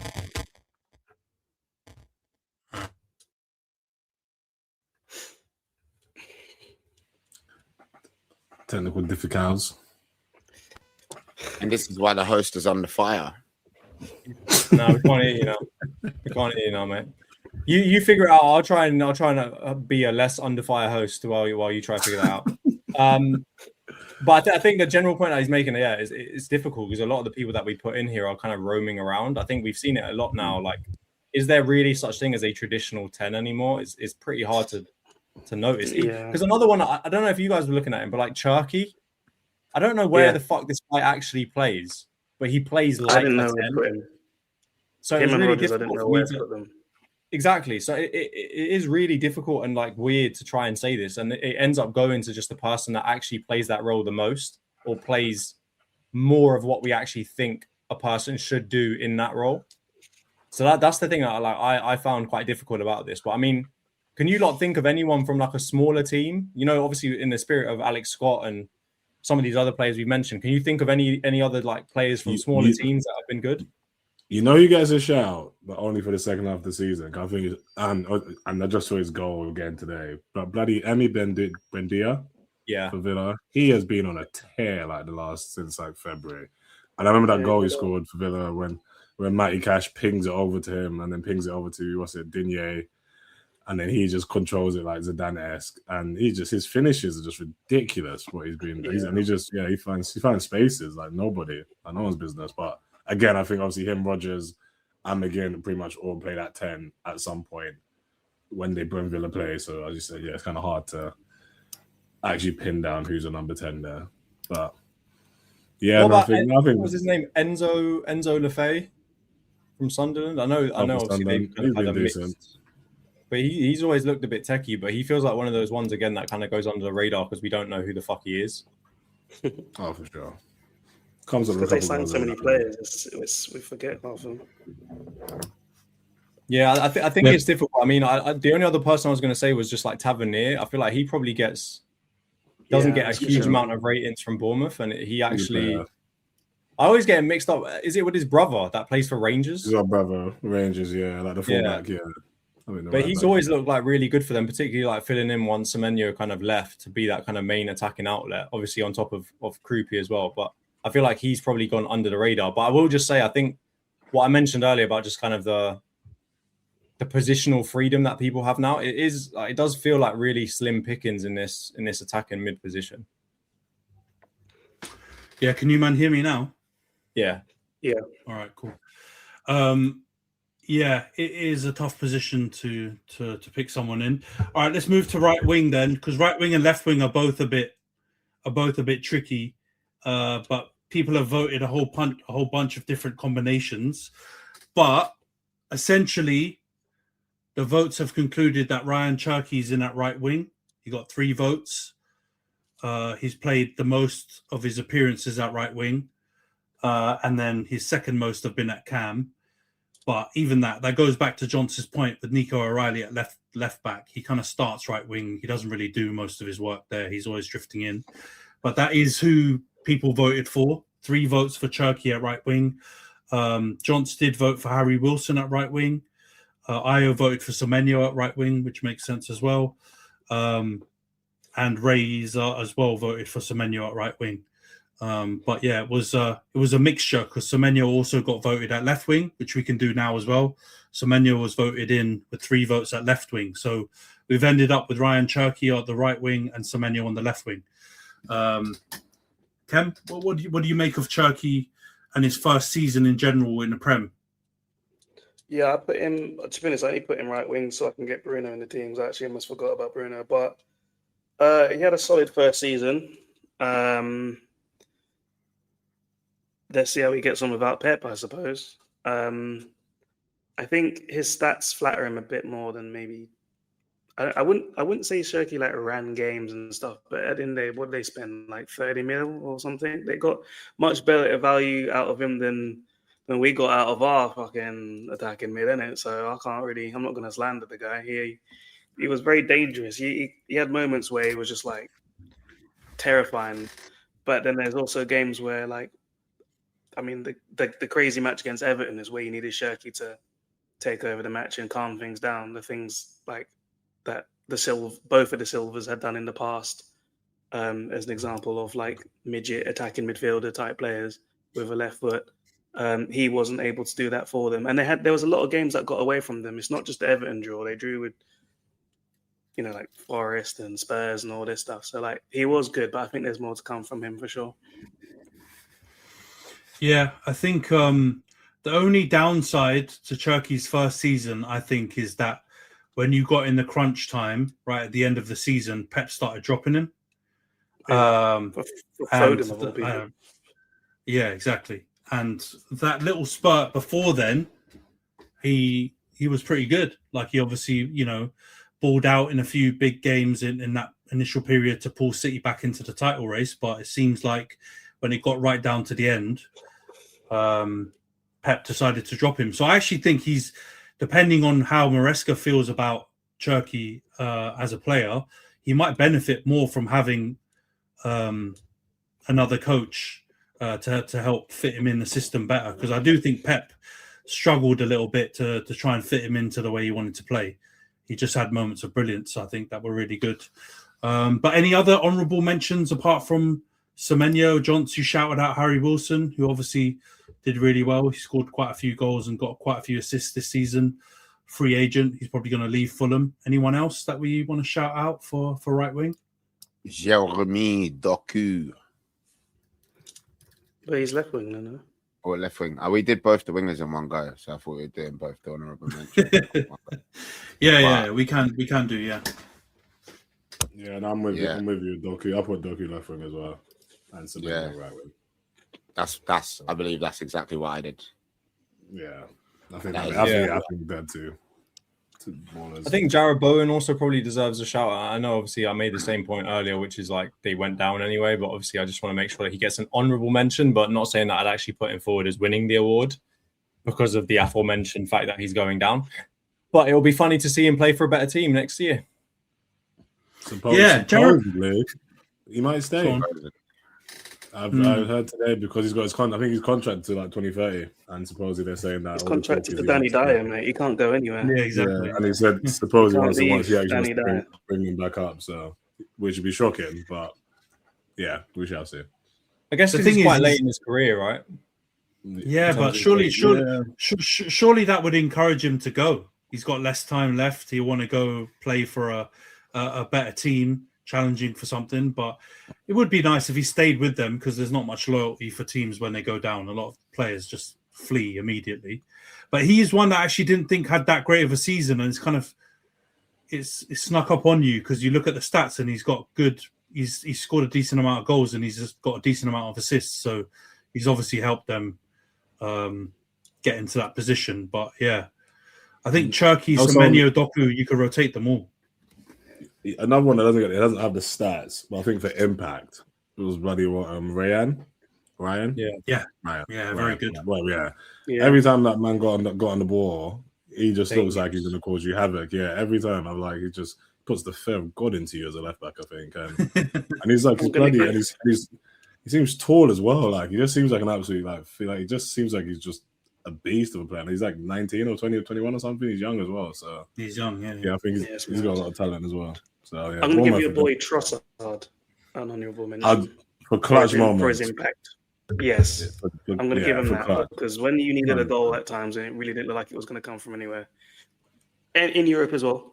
But yeah, in the Premier League, man, Trossard just I don't know. No, but Razor will tell you when we watched that game against Spurs, I'm sure that man was playing against us for the first 45 minutes. Yeah, he's a very wasteful player, man. Like you don't want him anywhere near your halfway line, but you want him close to the goal. Like if he's close to the goal, then I don't care. Waste whatever you got to waste. But if he's near the halfway line, he just for some reason just hammers the ball into the air for no reason and gives it away when we're like trying to dominate. Zero composure, bro. Nah, that Tottenham game radicalized me, bro. I've never been so angry watching for 45 minutes. I was like, this man.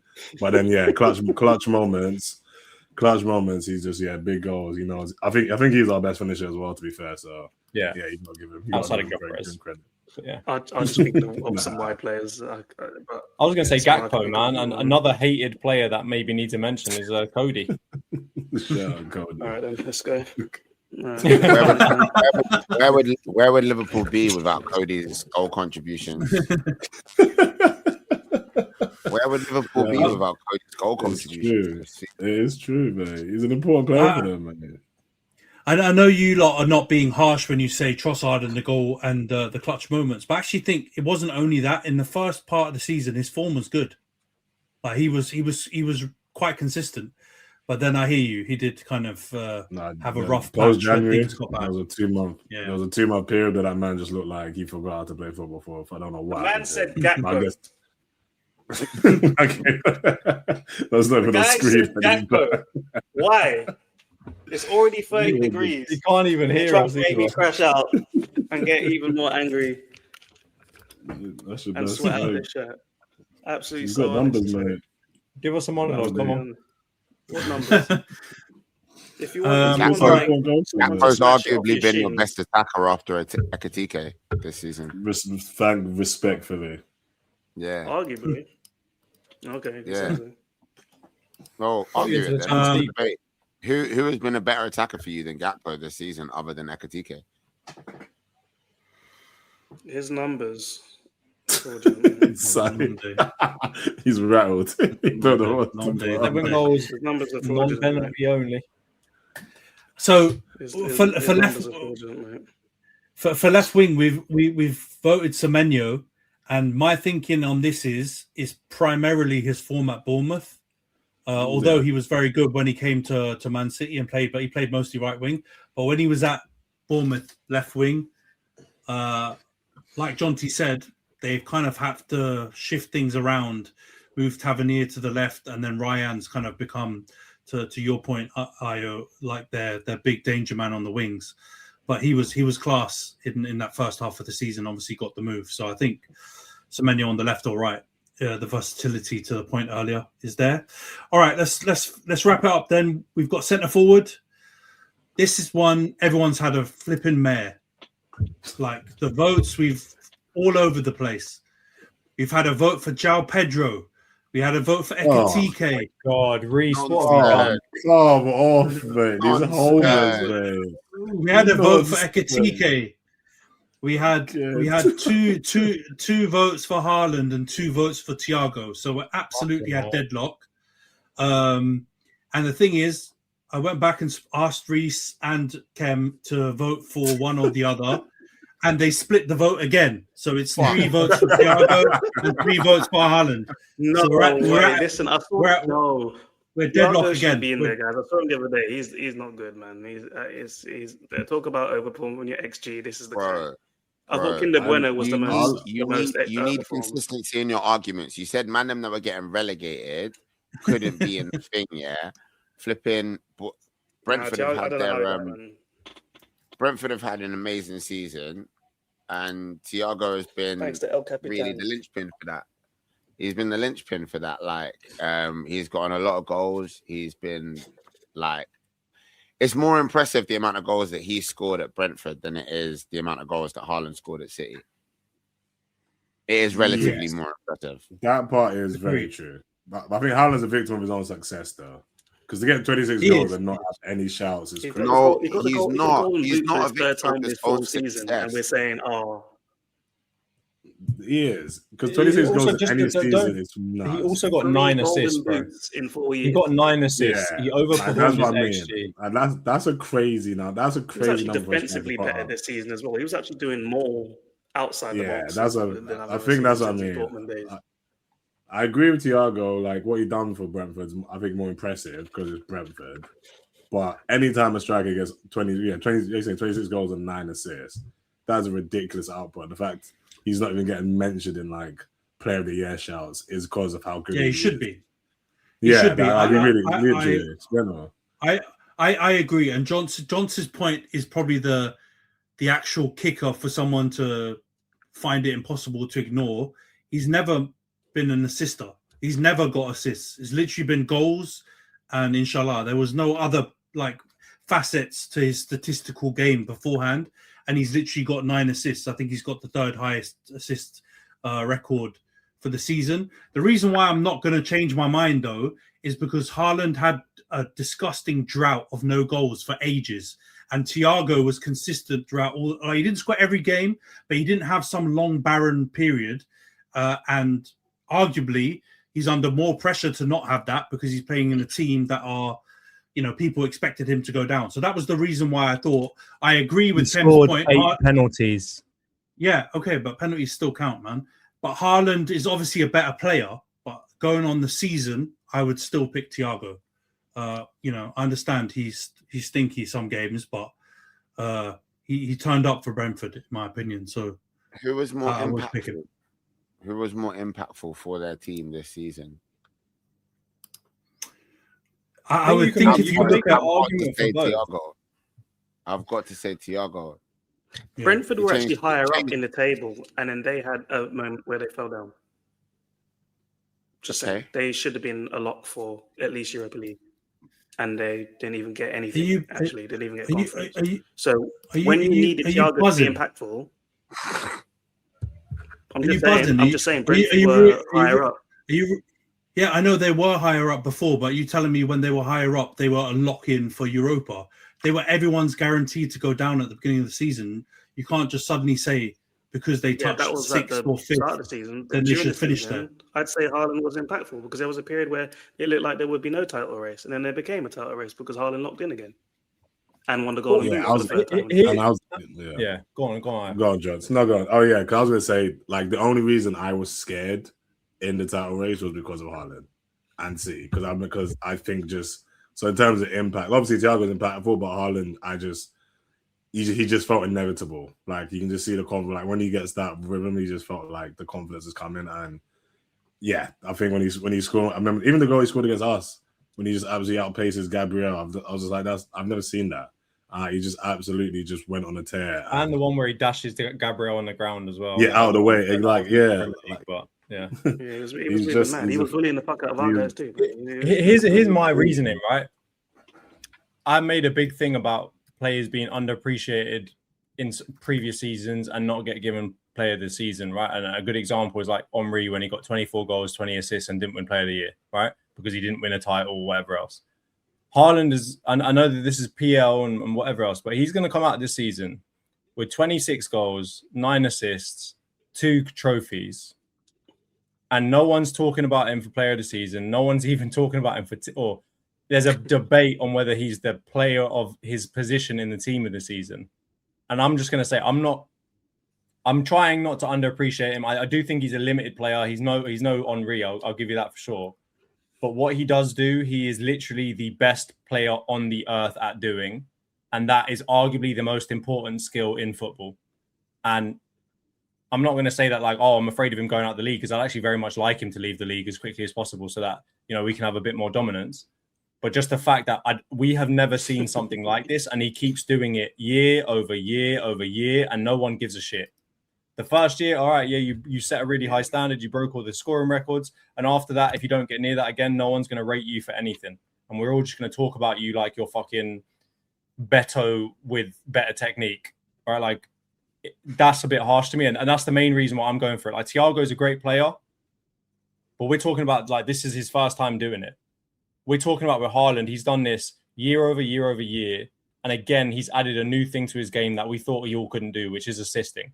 And he might have a drought, that's fine. But I'd argue that during those droughts, Man City were dog shit, which shows me impact, right? We talk about impact. Well, if he's not scoring for Man City, they're shit. Yeah, they were Haaland FC, man.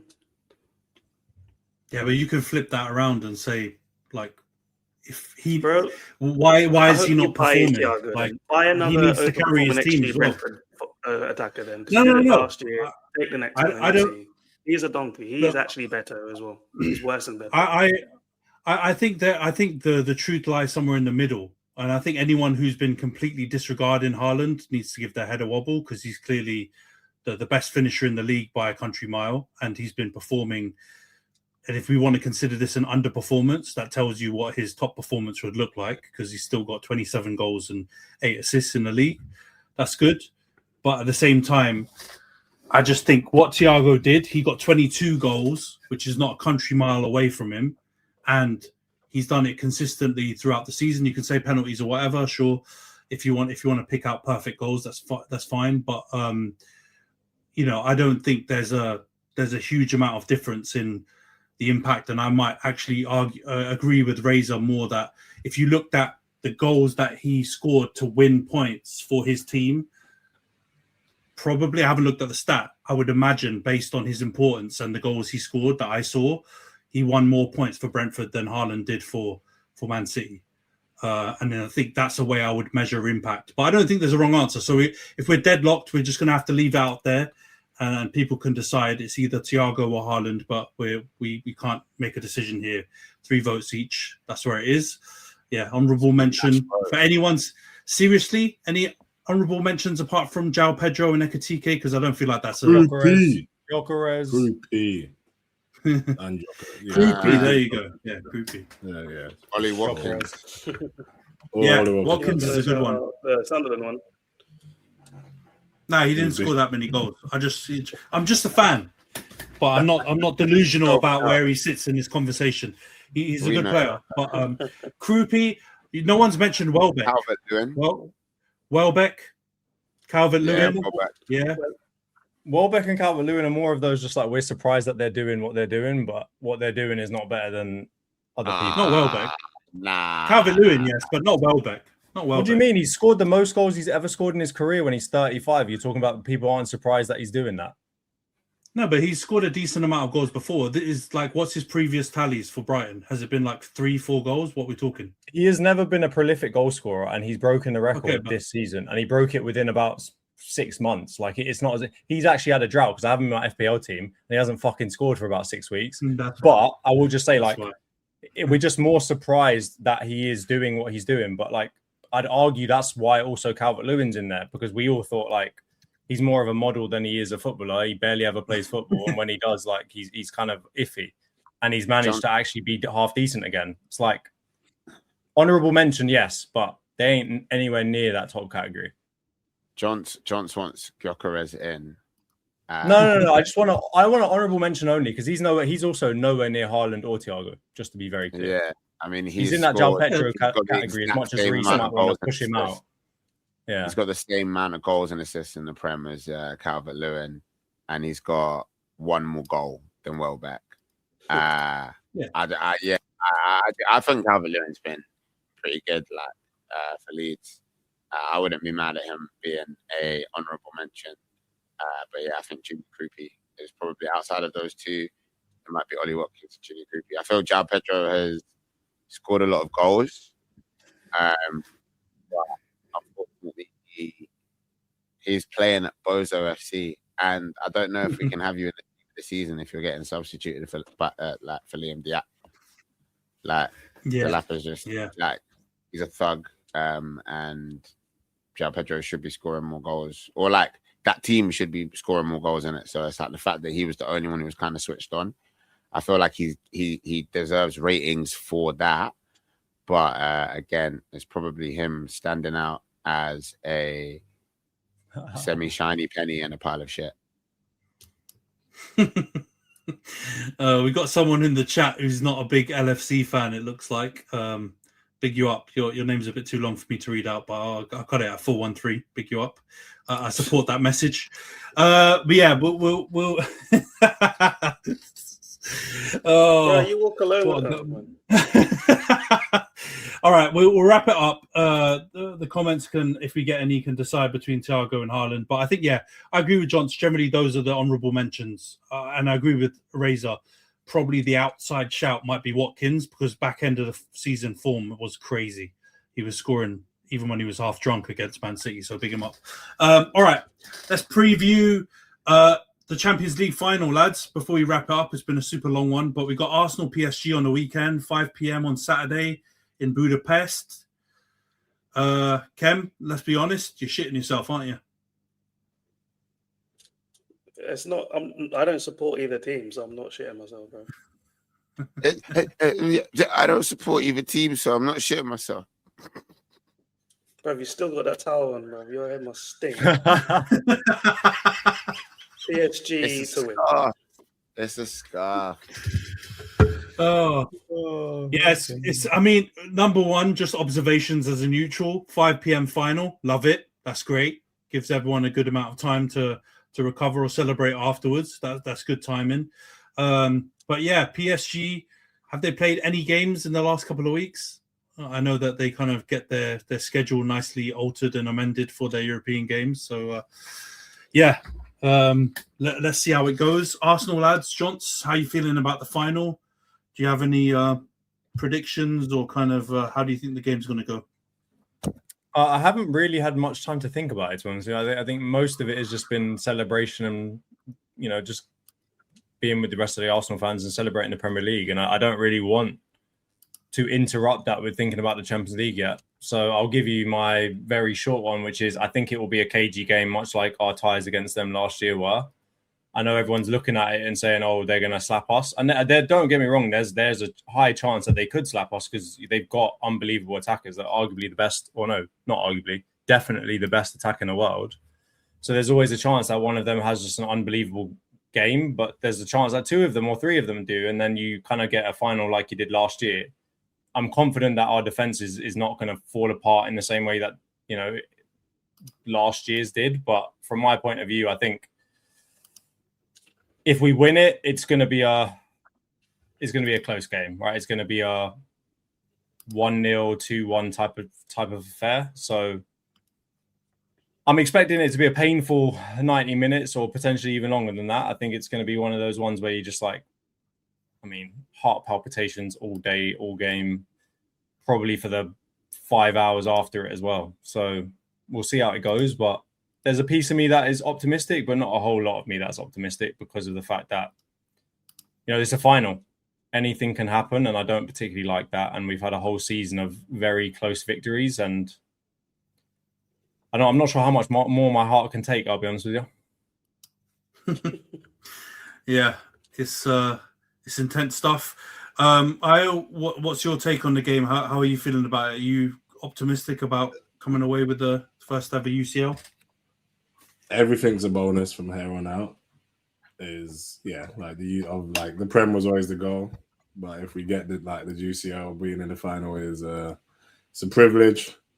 And yeah, I'm not gonna say I'm overly confident, but I can't see us conceding a lot. I don't think we do concede a lot anyway. I just don't see us. I just don't think that's possible. I think my biggest concern is just right back. So obviously it depends on who we've got. I think I've seen reports saying Timber might be fit, but then if he is fit, he's not played football in about a month.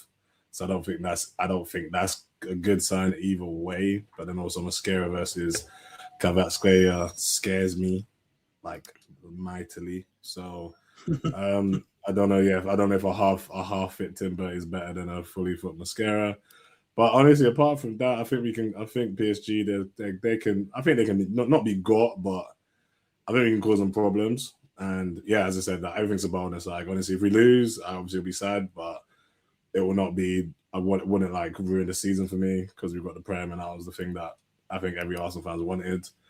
And then if we win, it will be the third time I'm at the Emirates going crazy, but this time might be the greatest one ever. To be fair, because yeah, that will be some crazy things will be happening that time, especially with the heat as well. So if you see some videos of me, it's going to be bad because I will not be keeping my head on whatsoever, because that's going to be the greatest day of my life, pretty much. So yeah, just got to stay positive and just look forward.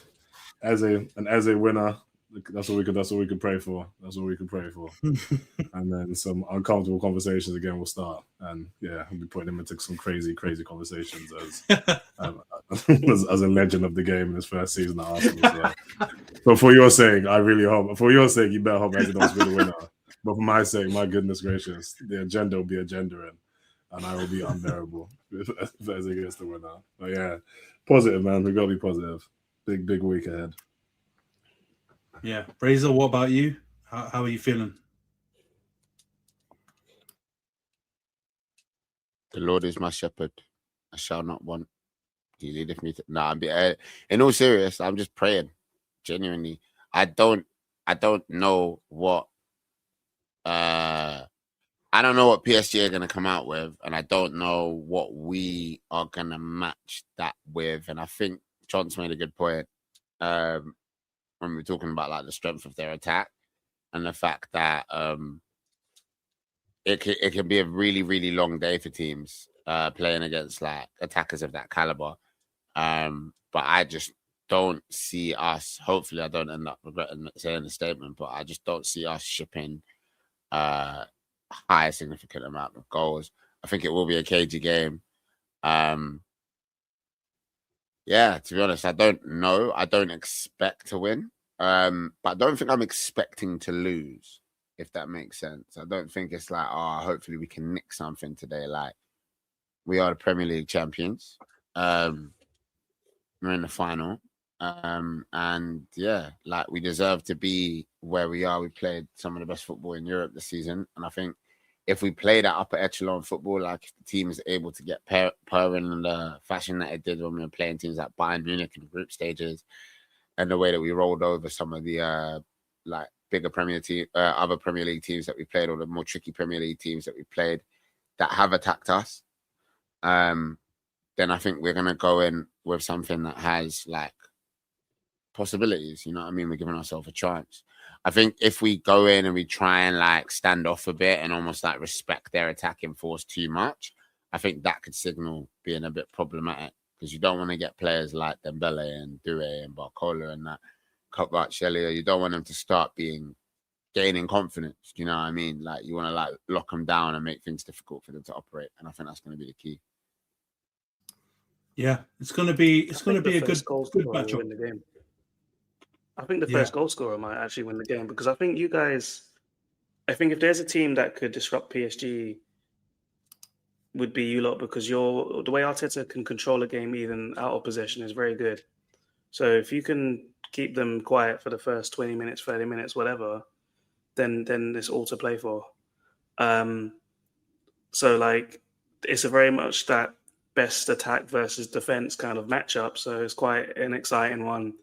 And it'll just be a case of who got it right between Enrique and Arteta. The only thing will be you guys, you're just coming off that massive high over the last couple of weeks, and then now you've got to lock in again and see how it goes. But obviously, you'll have like positive momentum, but like that crazy adrenaline spike you've just had from ending this drought and all these celebrations, now you have to go into a massive matchup so soon will be difficult. But they're professionals; they'll be ready for it. And it's just a case of how much compound V did PSG freaking inject into their system over the last couple of weeks, pissing about in their crappy league, and how juiced to the gills they will be. But Timber might play, he might not, but I don't even know what Hakimi's status is. So there's also a couple of, there's a guy out on their end as well. Nuno Mendes got a few knocks a few times as well. Yeah, Dembele got injured in their last game, but I don't know if he's going to be back or not. So yeah, there's injury concerns on both sides, but I think it'll be a good game as well. Aerially, sorry. If you guys get some I know we joke about set piece or lay, but you definitely have the advantage there. So you never know. You never know. Yeah. It's the team that performed the best in the competition, which is Arsenal, against a team that I think we know is probably the best outside of that in terms of the quality of the team. So let's see how it goes. But we'll wrap up the pod here. Super long episode. Thanks for tuning in, everyone. Don't forget to subscribe to the channel, drop us a like, leave a comment, and share the video. And if you're listening on the podcasting platforms, please follow us and leave us a 5-star review. Next week, we'll be reviewing the Champions League final, obviously, and we'll also be doing our World Cup draft ahead of the World Cup that will start in a few weeks' time. So, yeah, thanks for tuning in, and we'll see you guys next week.